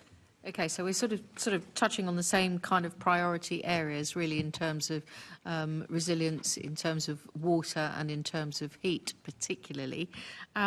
What is the overall strategy for increasing the amount of climate finance that's available? And I'll come back to Matthew to tell us what we're doing to try and increase the amount of money that's there. Let's remember that. Yes, I think the key thing for us is to make the most of the limited kind of public funding that's out there, and leverage in sort of more finance from the private sector, looking at kind of blended sort of finance in particular. In terms of sort of the strategy through the climate finance facility, our first aim there was to produce something that was GLA owned and managed and could prove the concept, show there's demand for finance, which I think it has had a great deal of success in that. And then looking towards, now we need this at scale kind of investment. It needs to be in the scale of billions rather than sort of tens or hundreds of millions, which is where we're kind of veering into that space through the work we've been doing with SDCL on the London Edge. We've also got some experience, of course, through MEEF, the Mayor's Energy Efficiency Fund, which I'm sure we'll talk about a bit more detail later. And that's one of the primary drivers for why we're kicking off this climate finance task force, really, to try and really nail down those mechanisms that will deliver at scale. Okay, thank you very much. I'm going to move on to my colleague, Assemblymember Tom Turrell, who's going to pick up the questioning now. Thank you to him. Thank you, Chair. Before I go into my set questions, I just wanted to pick something up with Dang on this previous point and just ask about, you just mentioned around the fact it's all public money at the moment because of the complications that's potentially putting private money off. Is that based on conversations you're currently having with people in the financial service sector, and what kind of conversations are there happening between with the sector at the moment? So I think it's probably fair to say that we're in relatively early stages in terms of those conversations with the private sector. I think there are, and colleagues to my left will be able to come in on the maturity of some of the net zero conversations. But I think we certainly are looking at ways and funding work to understand how we can build a model that funds a combination of net zero and resilience solutions as well. And I think the medium to long term aspiration for the Climate Finance Task Force, for example, is to be able to bring in adaptation and resilience as part of that in due course as well. And as we've heard from others, I think it's very much about kind of blending those various different interventions between net zero and climate resilience. Perfect. Thank you for that answer.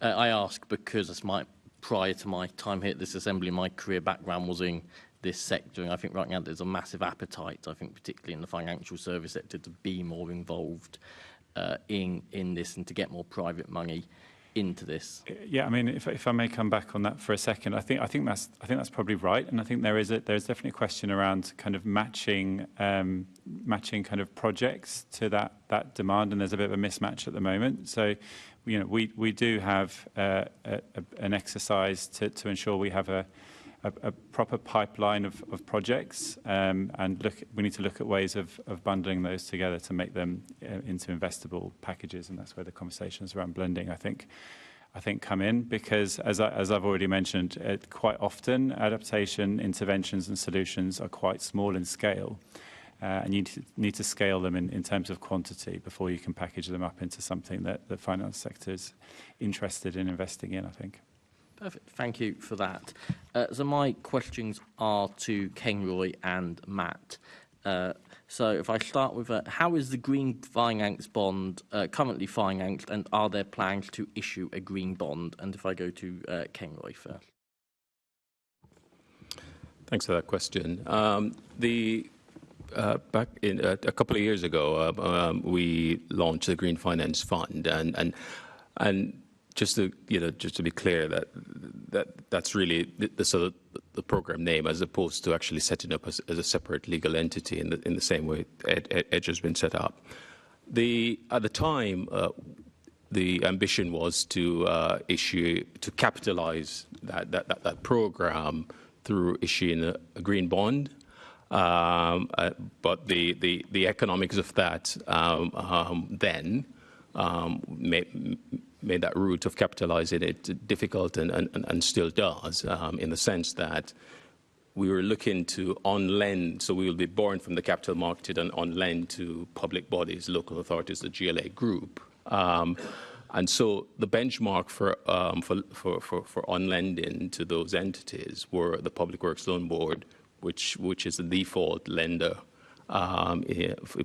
within that space. And so it would be pointless to go and borrow from the capital market at a more expensive rate to on-lend that. So we hadn't gone down that route, and instead we'd explore other sources of finance.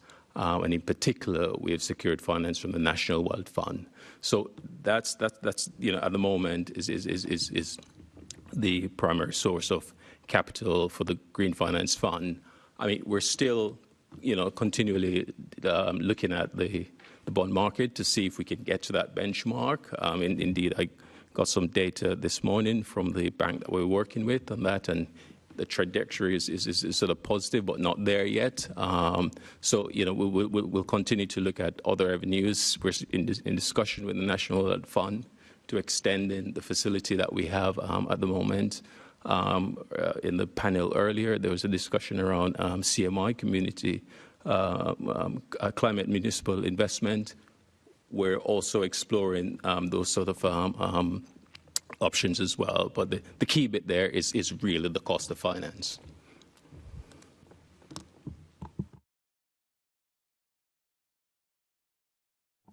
I'm not hugely, really. Apart from, I suppose, we're kind of bond ready in terms of the design of the green finance kind of framework and the principles it was sort of designed in line with.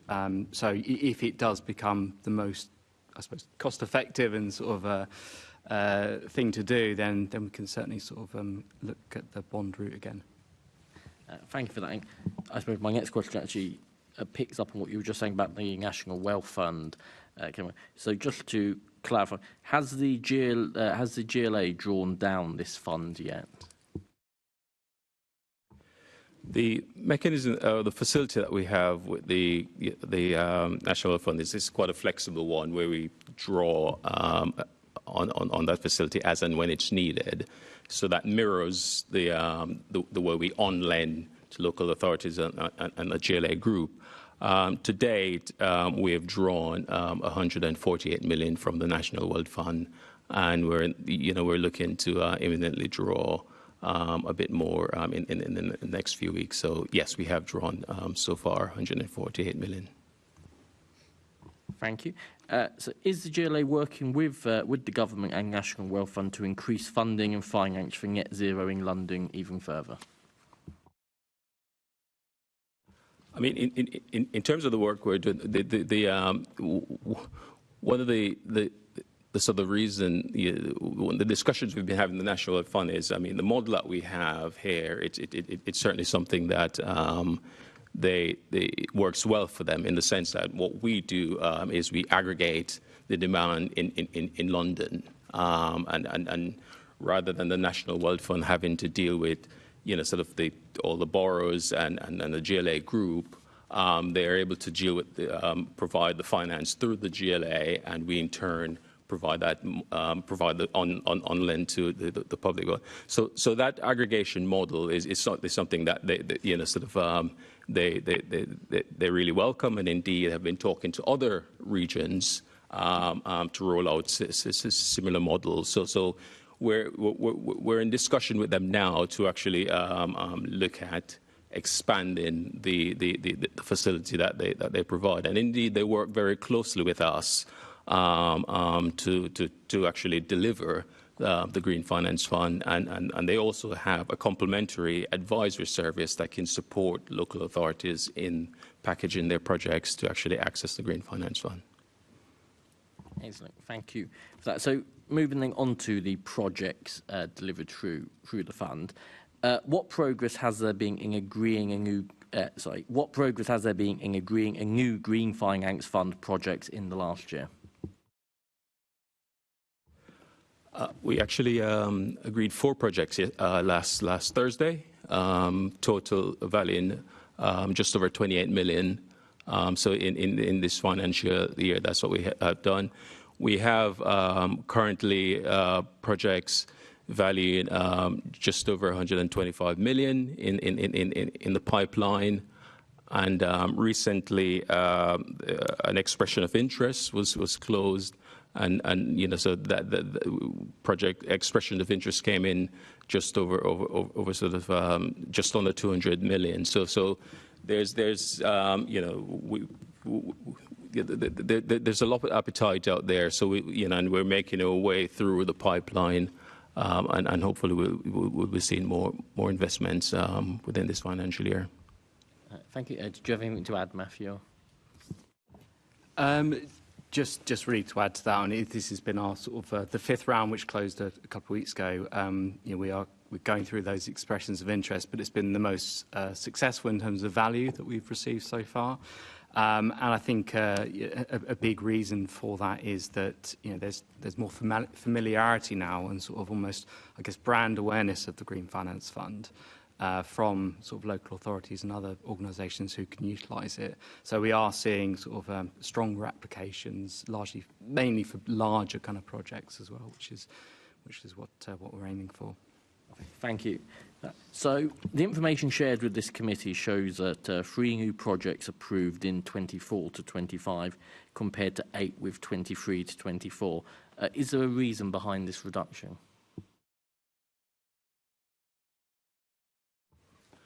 Whilst yes, there was less that was approved, but I wouldn't sort of characterise it as a reduction.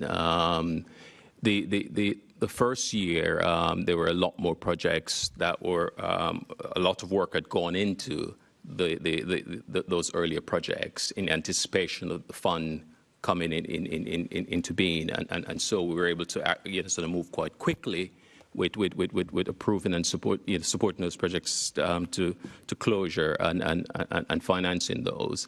The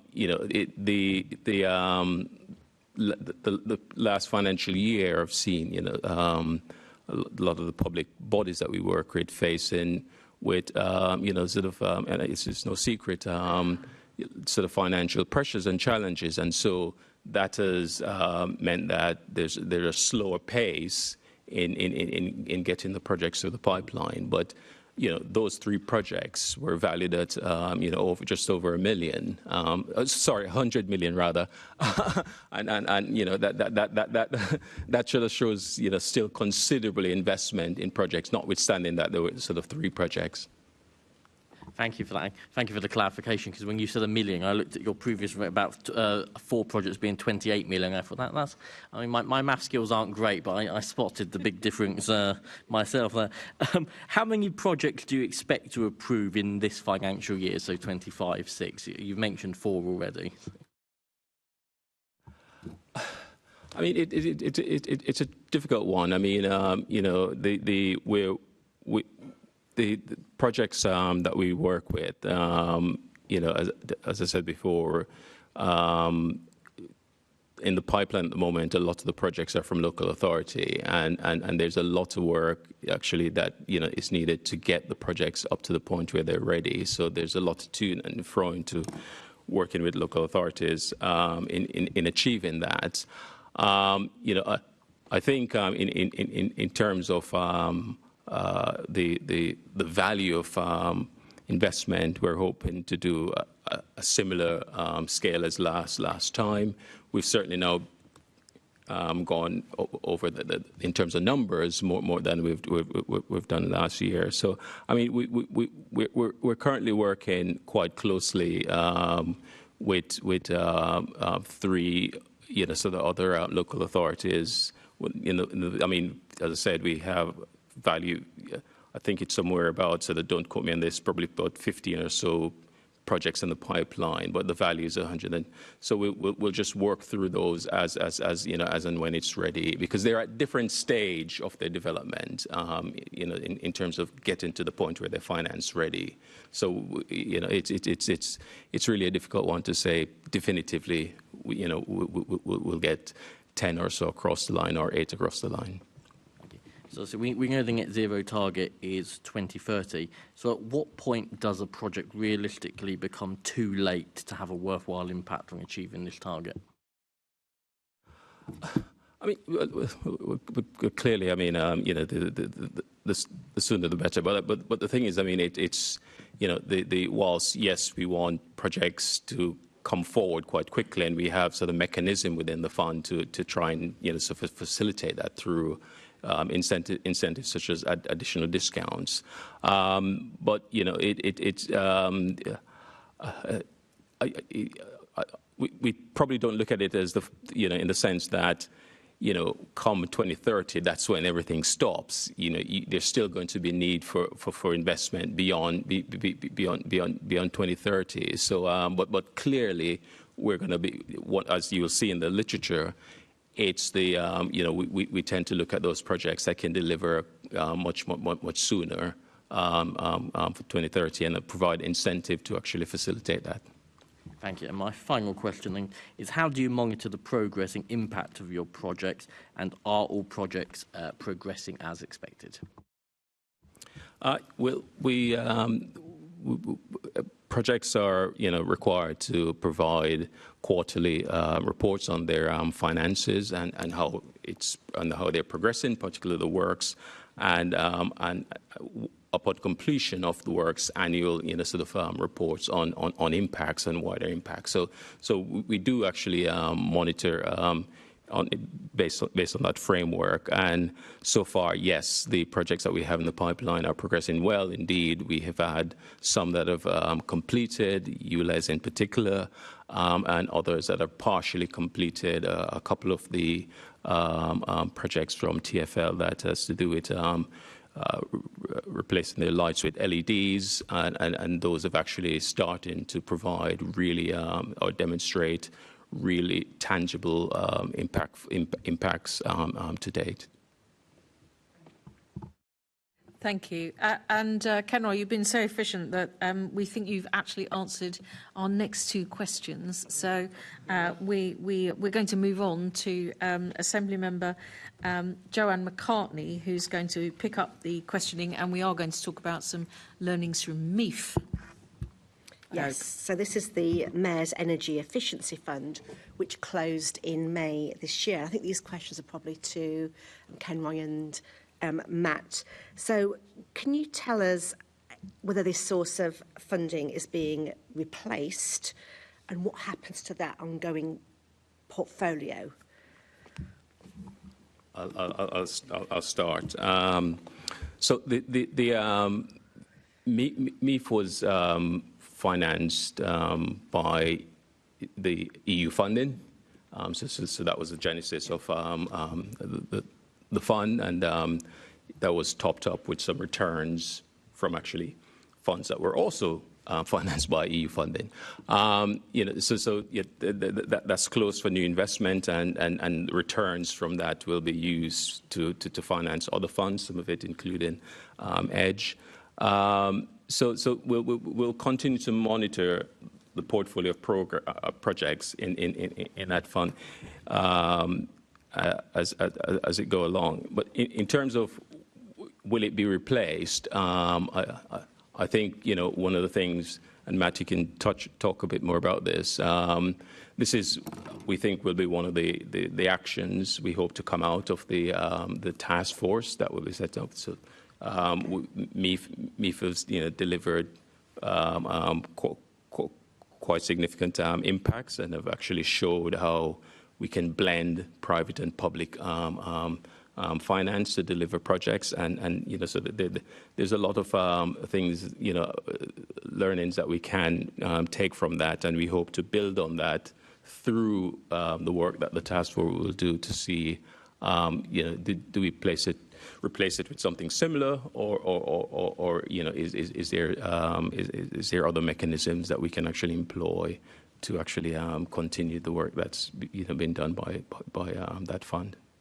Thank you. And you've sort of partly answered my next question, which was about what you have learned and how is this going to inform further funding. So, Matt, I don't know if you want to take that up. And Ken Roy talked about some lessons learned. What, briefly, are those lessons? Yeah, sure. I think there's definitely a lot we can take from MIF.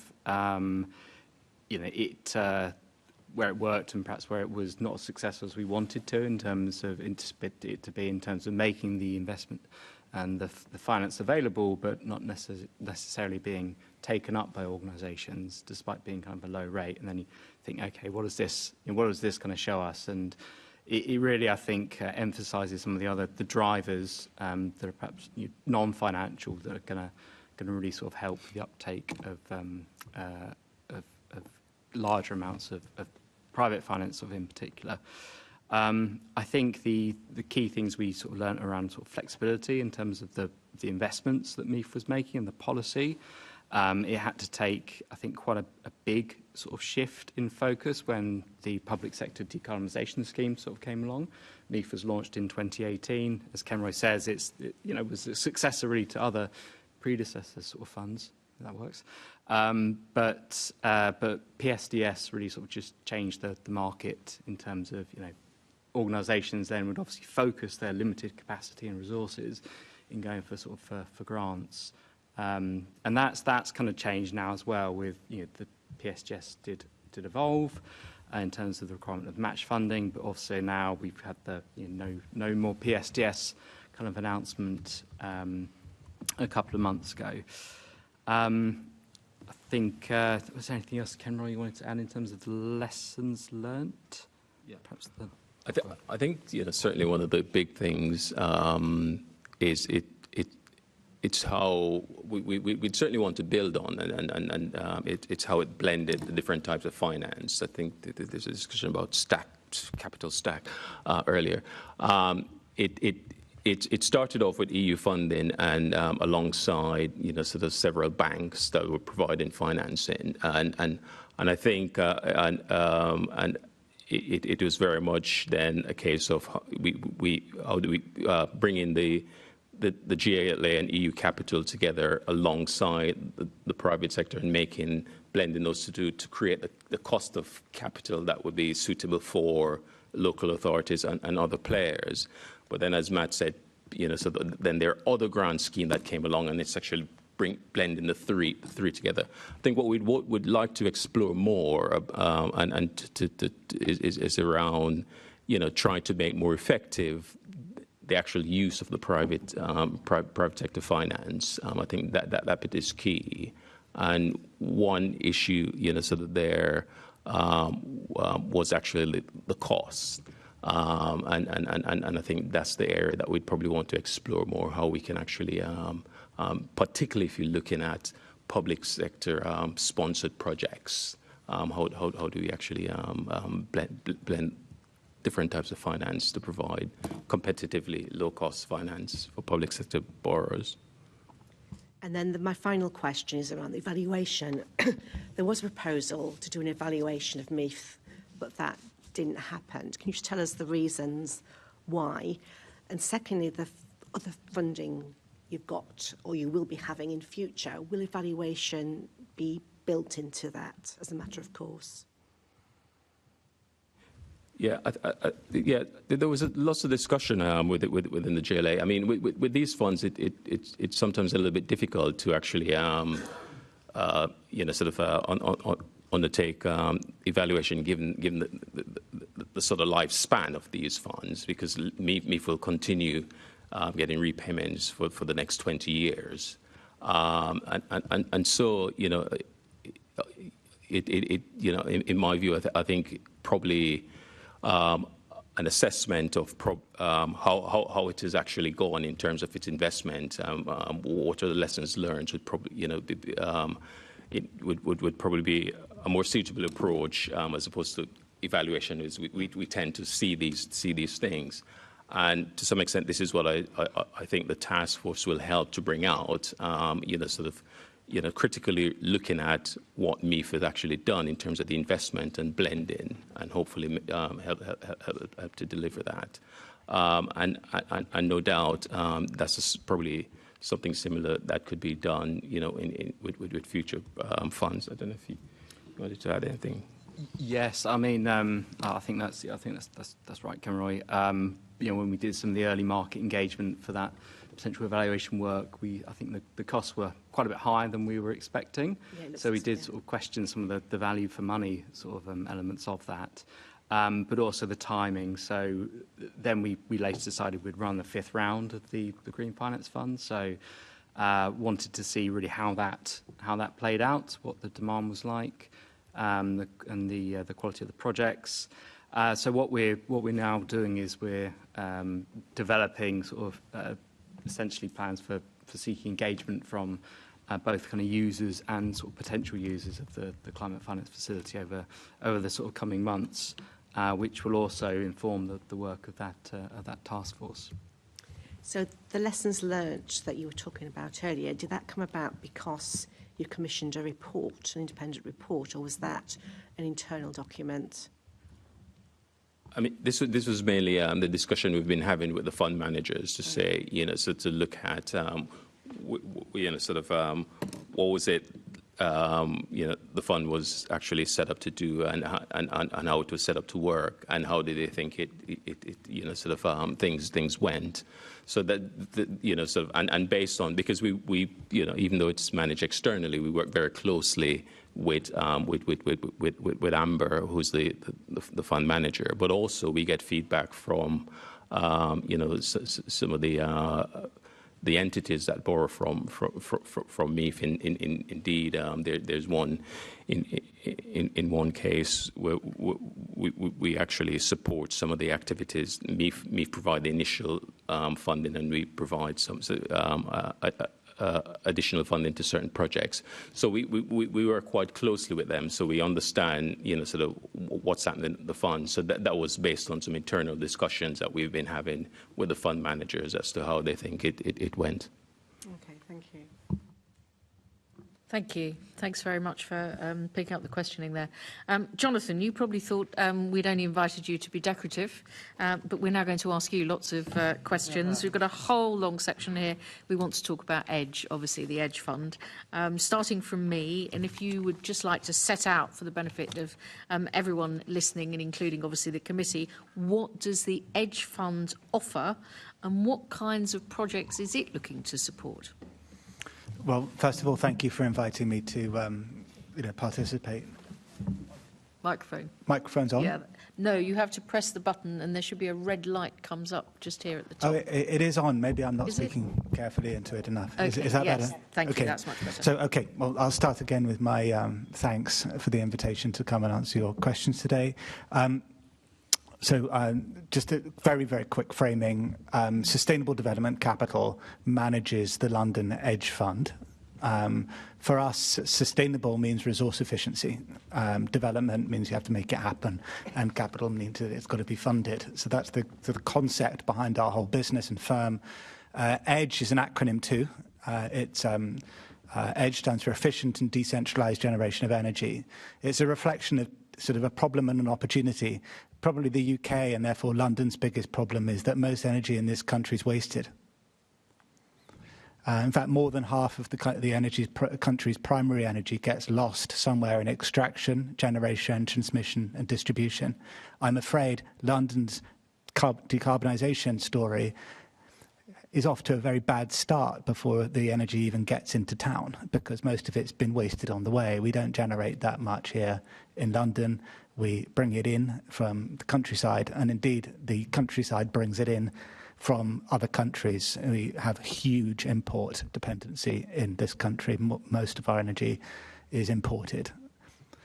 So just to frame things, EDGE as a concept is actually about trying to turn the tables on that challenge and turn it into an opportunity. What do I mean? So efficiency is the first thing. If we're wasting most of the energy in the country, what can we do to avoid that? The second letter, D, decentralisation, means bring the energy generation in closer to or at the point of use. And that means that it doesn't get lost in generation, transmission and distribution.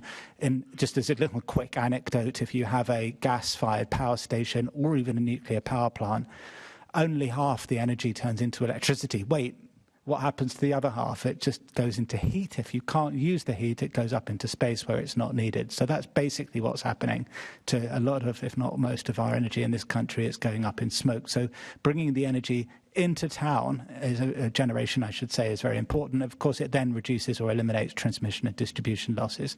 So D is about decentralisation. It's about trying to sort of wean London off its issue of being hooked on centralised energy systems in the UK, which, like every other country around the world, pretty much creates a tremendous inefficiency.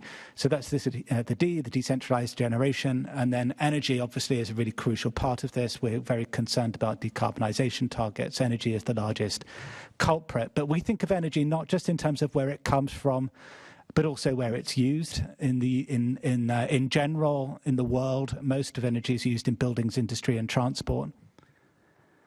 In London, almost all of it is because we don't generate, is here in buildings and transport, actually, and to a lesser degree in industrial processes. So cutting to the kind of the purpose, our purpose is actually to make energy use more efficient, is to reduce the amount of energy that's being used to do the same amount of work or even more.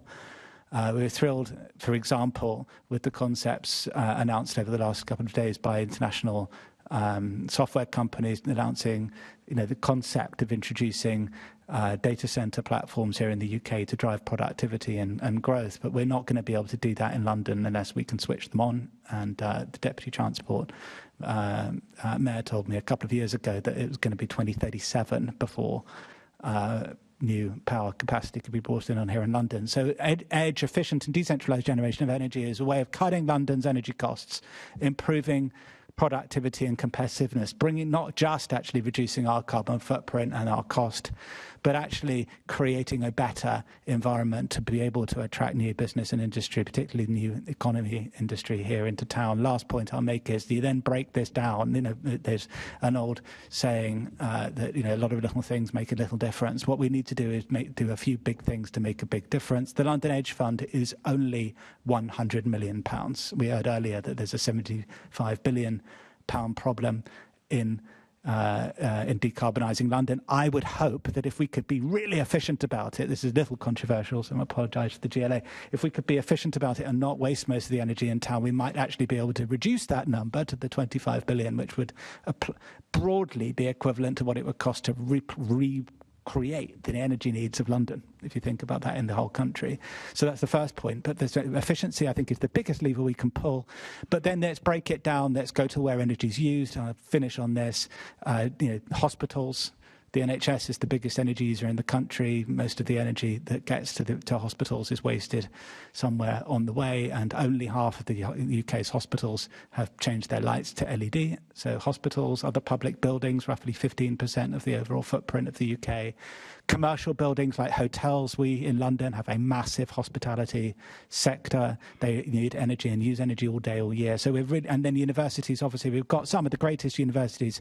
I'm sure London University would claim correctly to be the greatest universities in the world, but boy, do they use energy all day, all night and all year. So again, focusing in on some of the bigger challenges and opportunities, picking off with the GLA some iconic projects, and we can't do everything with £100 million, but we can prove that these things can be done. And indeed, when we talk about can be done, actually going out and developing the projects. We heard, I think, many times today that there's capacity constraints out there in local authorities, in the public sector. I have to say, in the private sector, I haven't yet heard of a company anywhere with a chief energy officer.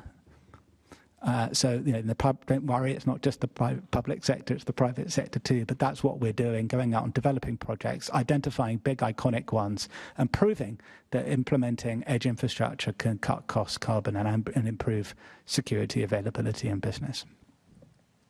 So I'm very tempted to get into a discussion with you about the biggest user of energy in London, which is actually probably the London Underground, and also a discussion with you about the energy that we could be using in London, but we don't bother to tap into enough, or indeed at all, which in some cases is possibly from AD plants, but also we've got energy from waste plants and how much energy we're taking from those plants. However, I'm going to try and restrain myself from going down those roads and to ask you about how the Edge Fund differs from other sources of finance that projects might, you were talking about scaling, and big projects might have access to.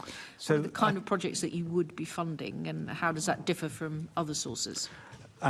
I think there are kind of 3 or 4 different ways where we're trying to sort of break the mold. So one is in project development, and that's being sort of proactively entering the market, identifying large-scale, influential projects where if we can deliver a great outcome, it can be copied and replicated by others. So first of all, it's proactive project development and pipeline development. So I think that's the first major piece. Within our business, we don't just invest, we develop, invest, and own and operate. So I think that creates a system that can get things done that might not otherwise have happened. So I think that's the first point. The second is creating a business case. We heard a lot today about how challenging it is for adaptation finance to take hold, because it's very challenging to create a business case. I'm pleased to say that within the energy efficiency and on-site generation sector, that should not be the case. These things are cheaper, cleaner, more reliable than the grid. So we should be able to create a business case which supports investment, and indeed where savings can actually pay for the project. So that's a difference with how we're approaching the market. Again, we heard about concepts of cost of finance, concessionary finance. What we're looking to do is deliver energy services that are just cheaper than business as usual. Finance is part of the cost, but so is equipment, so is people, and capacity of electricians and so on. So that's the second point. Third point, I think, is a challenge, and this is something which we really need to get into with possibly, I think this is a bigger problem than can be solved in this room, but this room can be influential in making this problem known about, which is procurement. Of course, in the public sector, procurement is a very significant challenge, and it very often pairs with accounting treatment. So it's very challenging for major public bodies to get things done and, in fact, do business, whether it's with the private sector or certainly with private finance. So we're having to navigate that very carefully, and indeed we're having to find ways of getting things done in the private sector as much as the public sector. Albeit, I think, Ken Roy, the opportunity we have with the London Edge Fund to work with the public sector is phenomenal. But I would say procurement and accounting treatment probably 2 of the biggest challenges. But we are fighting to get that done, and we will continue to do so. And then the fourth point is actually scale through replication, a point that everybody made today. We talked about sort of aggregating projects. If you aggregate things, it can become more complicated. But if you can roll out single interventions, then across multiple sites, then that could be, a great way of getting things done in complex environments. You mentioned TfL, but, the tube stations, the tube networks, getting things done like building management systems, controls, air handling. We've talked about lighting. These are the kind of things that can be scaled and replicated across multiple areas, as long as they can be procured and accounted for appropriately. So that's one of the big keeps coming back. We need to kind of crack that nut in the public sector. The procurement can take years and years. I was elected in 2016 and have been having discussions about TfL's PPA, power purchase agreement, since 2016, and it has literally just been signed off this year, which, according to my maths, makes it 9 years to get that over the line. So I think that, just that one example... Well, congratulations. So, yeah, well, congratulations, but I mean, 9 years later, that shows the level of difficulty that we have there. However, I'm now going to pass over to my colleague, Assembly Member Gareth Roberts, who's going to pick up some more questions with you, Jonathan. It's just pretty much a factual one here, really. It's just how many projects has the Edge Fund supported so far? So we actually have a focus on 6 substantial projects in London this year. They cut across different sectors. So we have I have to say for today, unfortunately, covered by confidentiality agreements on the counterparties. But to give you examples, we have, I would say, probably London's most recognisable, iconic hotel, which is going through a major refurbishment, and we have the opportunity of delivering really substantial on-site generation and energy efficiency works. We've got, I think, one of the world's greatest universities based here in London, and so on. We have a district heat network, which we're looking to support, which would be, I think, a really big boon for central London. So, those are 3 examples of the types of projects that we're supporting, but it's really a focus at the moment on those 6. It's not limited to it, but we're making sure that we can really get those driven forward. Thank you. And so you're supporting 6. Some must have fallen by the wayside. So how many projects of scale would you say have applied, but unfortunately weren't able to be supported? I don't think I could necessarily point to specifics other than where there are literally just choke points around a procurement. And we have had that. Again, I'm afraid I don't think I'm at liberty to speak about specific counterparties. The biggest, Ken Rowe might have a comment on this, but I think probably the biggest attrition has been in the public sector, where we've hit up against procurement challenges. We did, in one case, enter a project with a bid partner on a project that went through procurement from a hospital, and that hospital chose to take a different technology solution, which they're absolutely at liberty to do. So there's nothing wrong with the financing around that. But I would say, I've been doing energy efficiency projects since 2012. They do take quite a long time to develop. The sort of cycle to develop them is, I would say, minimum 12 to 24 months. Very few projects die. Yeah. Some of them, cannot get through procurement, and I would say that that's probably the biggest challenge that we've had. Okay. And do we have any which are just about to join in? You mentioned the ones that we have. Are there any ones of scale which will be coming along that have yet to reach the point? Yeah, I mean, we have project development agreements signed with a number of counterparties in London. I think one of the things that I'm most excited about, and it's kind of what I think is probably one of the top 3 opportunities in London, is actually kind of Ms. Cooper sort of referred to this, was kind of heat and kind of renewable heat opportunities. We've got a lot of heat under our feet here in London, and there are a number of heat loops which are being considered, right here right in the middle of central London, which I find very exciting. The capital cost of those is going to be pretty significant. One of the projects that we're looking to support has a capex of over £100 million. With the right business case behind it, that is giving, reducing M&E costs for customers, because we'll have the centralised energy system within the network to, within the local network, I should say. It should be relatively cheap for people to connect. It should be relatively cheap for people to debate heating. It should be able to give a different product to customers as well, which is cooling, which is part of the adaptation story. So, I'm excited about the business case. There are ways in which public and private finance can, you mentioned blending, can just work together in a simple way. We do this all over the world. We operate in 10 countries, and a lot of countries like the US just provide, and Ireland actually provide grant funding to match with any particular project. And that, I think some of the heat networks are going to require grant funding, but that grant funding is available. And these are not enormous checks from government, but they can make the difference between a project that has a below marginal rate of return to be able to support capital at the risk, to make it more attractive.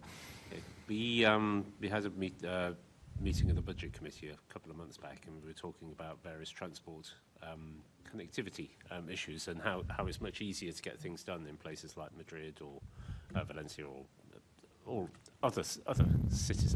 I've got a hell of a cold, and I'm just about functioning.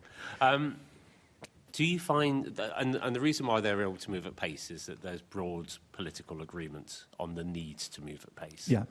Do you find that here in London, or do you find that political issues are more of a barrier than a help? Well, I have to say, I mean, we operate, as I said, across 10 countries, and we've got footprint in Europe. Just as a little footnote, I mean, we operate Stockholm's gas grid through one of our funds, which actually uses wastewater treatment gases and recycles those. So Stockholm's gas grid is actually about 90% biogas. So I know that's something that you referred to. But actually, I think I'm thrilled with what the Mayor of London and the GLA have done with us. I think it's probably one of the most sort of forward-leaning, innovative initiatives I've seen any city take and almost any country take. I've got to say thank you while I'm here to the British government, because the Department for Climate Change actually was our first investor back in 2012, and we were supported to create the UK Energy Efficiency Fund by the government. So we're thrilled to have our second collaboration, public-private partnership. So I think London has been very forward-leaning. I've seen the Mayor's office very forward-leaning. As I said, I think that from a public sector perspective, some of these challenges are challenges that can and should be overcome, like accounting and procurement. The opportunity in front of us is really important. We've got a huge challenge to get anywhere close to the decarbonisation target in 2030. The only way we can do that, we can't build offshore wind farms in the Serpentine. The only way we can do that is stop wasting most of the energy in this city, reduce the demand, the energy demand footprint of our buildings to do the same or more work, and actually start generating energy close to or in town with very low emissions, if any emissions. And that's going to be the critical piece. I've seen London more forward-leaning in setting up the partnership with us with the London Edge Fund than I've seen any other city in the world. I think we can win this. Excellent. Thank you. Thanks, Chair. Thank you. Thank you, Assembly Member Roberts. And we're now going to move on to Assembly Member Tom Turrell, who's going to ask a bit about funding and finance for adaptation. Thank you, Chair. If I could start with you, Dang, and just ask, what is the GLA strategy for increasing finance adaptation in London? So I think it starts with looking at the funding picture initially, recognising there are things happening in the financing landscape that are playing through on net zero. But we're taking quite a lot of action. So we are responding to quite a few recommendations in the London Climate Resilience Review across a range of different climate risks. So, for example, the work of we quite recently collectively as a partnership published the London Surface Water Strategy, which is a big milestone in managing surface water flooding in a slightly different way, building on the existing structures of local authority-led flood management, but also taking a more strategic region-wide view. So that strategy needs funding. The eventual target for funding for that strategy from either funding or financing sources is £41 million a year. We have a huge target. We're looking to effectively deliver the equivalent of 50 Hyde Parks worth of sustainable drainage over the strategy period, which is obviously no small undertaking. And so we're taking small steps initially to try and assemble funding sources to pilot a new delivery model. What the strategy does is it breaks London into 10 surface water catchments, which is a different way of looking at how surface water is managed, and it obviously reflects where the water goes rather than where the borough boundaries sit. And so it will require a different level of cooperation and collaboration between boroughs. It already happens to some degree, and that varies across London, but this will really kind of drive a more collaborative approach between boroughs, we hope. But of course, the work still needs to be funded. So in the short term, the constituent organisations have put together quite large sums of money. We've got initial 3 million to pilot some work in 2 of the catchment boroughs. To test, proof of concept around delivering sustainable drainage in lots of small locations that collectively deliver a wider flood risk benefit. But in the sort of medium longer term, the aspiration, which is set out in that strategy, is to come up with some kind of sort of special purpose funding vehicle. We're looking at other models like Tideway for how we might fund that. I think one of the challenges, though, is something I alluded to earlier, which is, there are multiple demands for limited funding. And so we need to think about whether we should be looking to fund the surface water strategy in isolation, or whether we should be looking to some kind of more centralised climate resilience funding pot that looks at, tidal flood risk, looks at surface water, looks at heat risk, and so on and so forth as well. So the surface water strategy is but one example. We're also looking at efficiencies as well. So, making public sector money go further is another important thing that we have within our control to some degree. And so we have partnered with Thames Water and we bid to Ofwat for innovation funding and are some way into coming up with quite an innovative SUDS and streetworks model, which looks to match kind of the buyers and the sellers of the market, so matching utilities with the organisations that need to deliver surface water flooding interventions. And what the market does is create an efficient mechanism for delivering SUDS by matching the supply and the demand. So we think we can get around about 20 to 30% efficiency through that model. And what it really does is accelerate and scale up flood scheme delivery, which is a really interesting model that we're taking through to scaling at the moment. I'll probably leave it there, but we're doing similar things on heat risk as well. Retrofit is really important. We are back in the EU funding game. We recently won some EU money as part of the Pathways to Resilience programme to develop a heat risk plan for London, and that's going to set out a series of actions and a pipeline of projects that we think are prioritised and need to be delivered to better manage London for the heat risks that it faces. And critically, an investment plan is a really important part of that strategy. And in fact, the investment plan will help set out the pathway for investment, because it will look at the cost benefit of different actions and define what that sort of investment trajectory needs to be across a whole range of different sectors in London. Thank you for that answer. So you mentioned it in your report about your reply, about the climate resilience review that concluded last year. 2 of the recommendations that came out of that was for a new adaptation accelerator and a climate resilience challenge to promote innovation. Can I just ask what work has been done to take those 2 recommendations forward? Yeah, so those, we're not responding directly. I suppose it's probably worth saying we're not responding directly to line by line to every recommendation in the review, but we are very confident that we are making good progress with the majority of the recommendations.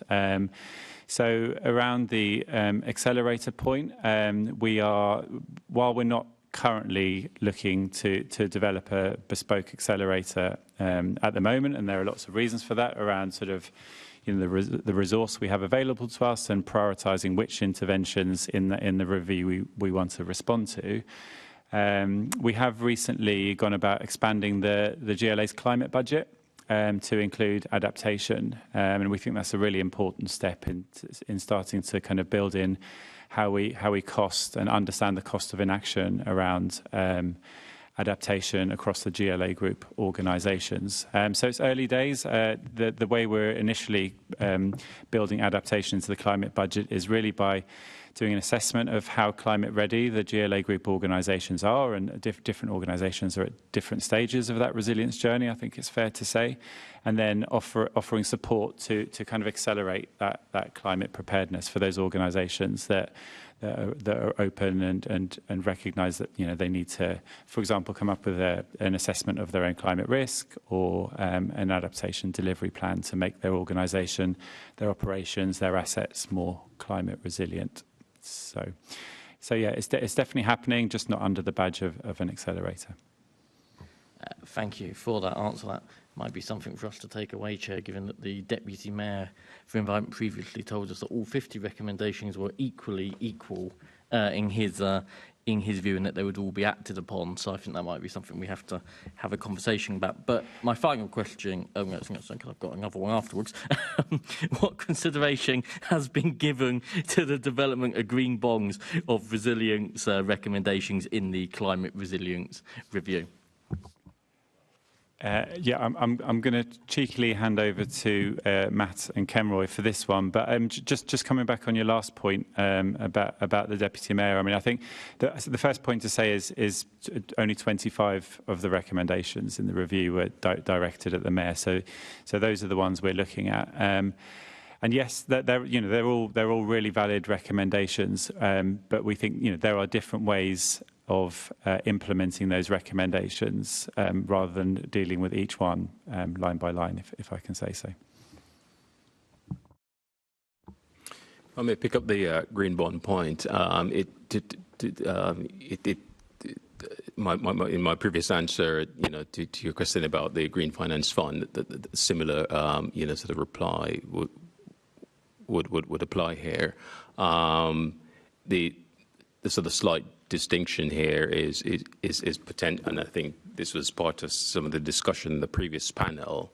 The way the GLA operate the Green Finance Fund, it borrows money and on-lend it, so it needs to be repaid, and it's then finding schemes that can actually be able to repay. But in broad principle, sort of provided, locating competitive finance other than green bond to finance the schemes is something that we can certainly look at. So the green bond is just one mechanism. It's not the only mechanism that can be used. Thank you for that. So the task force, so come back to you, Dang. The task force was announced in June 2025, this being the Climate Finance Task Force. When do you expect the first meeting of this task force to be held, if it hasn't already? This probably isn't actually a question for me. I think I'd probably defer to Matt on this one. Yeah, thanks, Dan. Yeah, so in terms of the task force, we obviously had that sort of public announcement in June, during London Climate Action Week. And we're at the stage now where we've been through procurement to essentially procure technical and sort of secretariat support for that task force, recognising that there's going to be some big names of some very kind of busy people on that task force, and we need to have adequate resources in place to kind of support that work and do a lot of the, I suppose, the legwork sort of between the roundtables.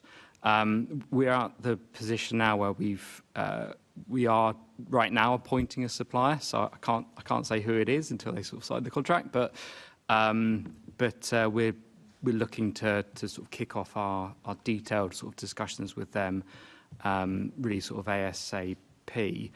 I think realistically we're probably looking at the first roundtable maybe in sort of November. Again, that's sort of TBC, with sort of discussions with the Mayor's office and also with the supplier who'll be doing a lot of the sort of the communication with the members of the task force. Thank you. And now the actual final question from me. And is this work on track to conclude the work of the committee and report in early 2026? In terms of the task force, that's the steer we've been given to try and get those recommendations as early as possible in 2026. Yeah, that's certainly the aim. I think that's not. We recognise that's ambitious, and I think that's not to say that the task force and sort of the principles of it kind of could evolve and perhaps gone to like a second phase potentially. Perhaps that membership might need to evolve as well. But yeah, that's still very much what we're working to. So I just have to push the point, because I appreciate you're working towards the target. The question was, are you likely to meet the target? Well, the supplier that we're appointing is fairly confident, so I'm also fairly confident, yeah. So just to be clear, I think when it was announced, it was supposed to be meeting monthly, so obviously it hasn't met yet. So when it starts in November, I assume from what you're saying that the membership has now been nailed down. Makes it sound something physically damaging to the participants, but you know what I mean. It's all decided, and so it will be meeting November, December, January, producing a report for February or March, something like that. Is that what we're looking at? Yeah, those are the timelines that we're working to, yes. Okay, just to be absolutely clear. I'm now going to pass over to my colleague, Assembly Member Mahfouz, who is going to ask the last couple of questions. You'll probably be pleased to hear. So just following on from that directly, Matt, could you just confirm that the members of the task force have now been identified and confirmed? They've not yet. We have sort of a recommendation. We have a recommended task force sort of membership, but we haven't actually gone out and asked those members sort of directly. So that is still sort of to be confirmed. And how are those people selected?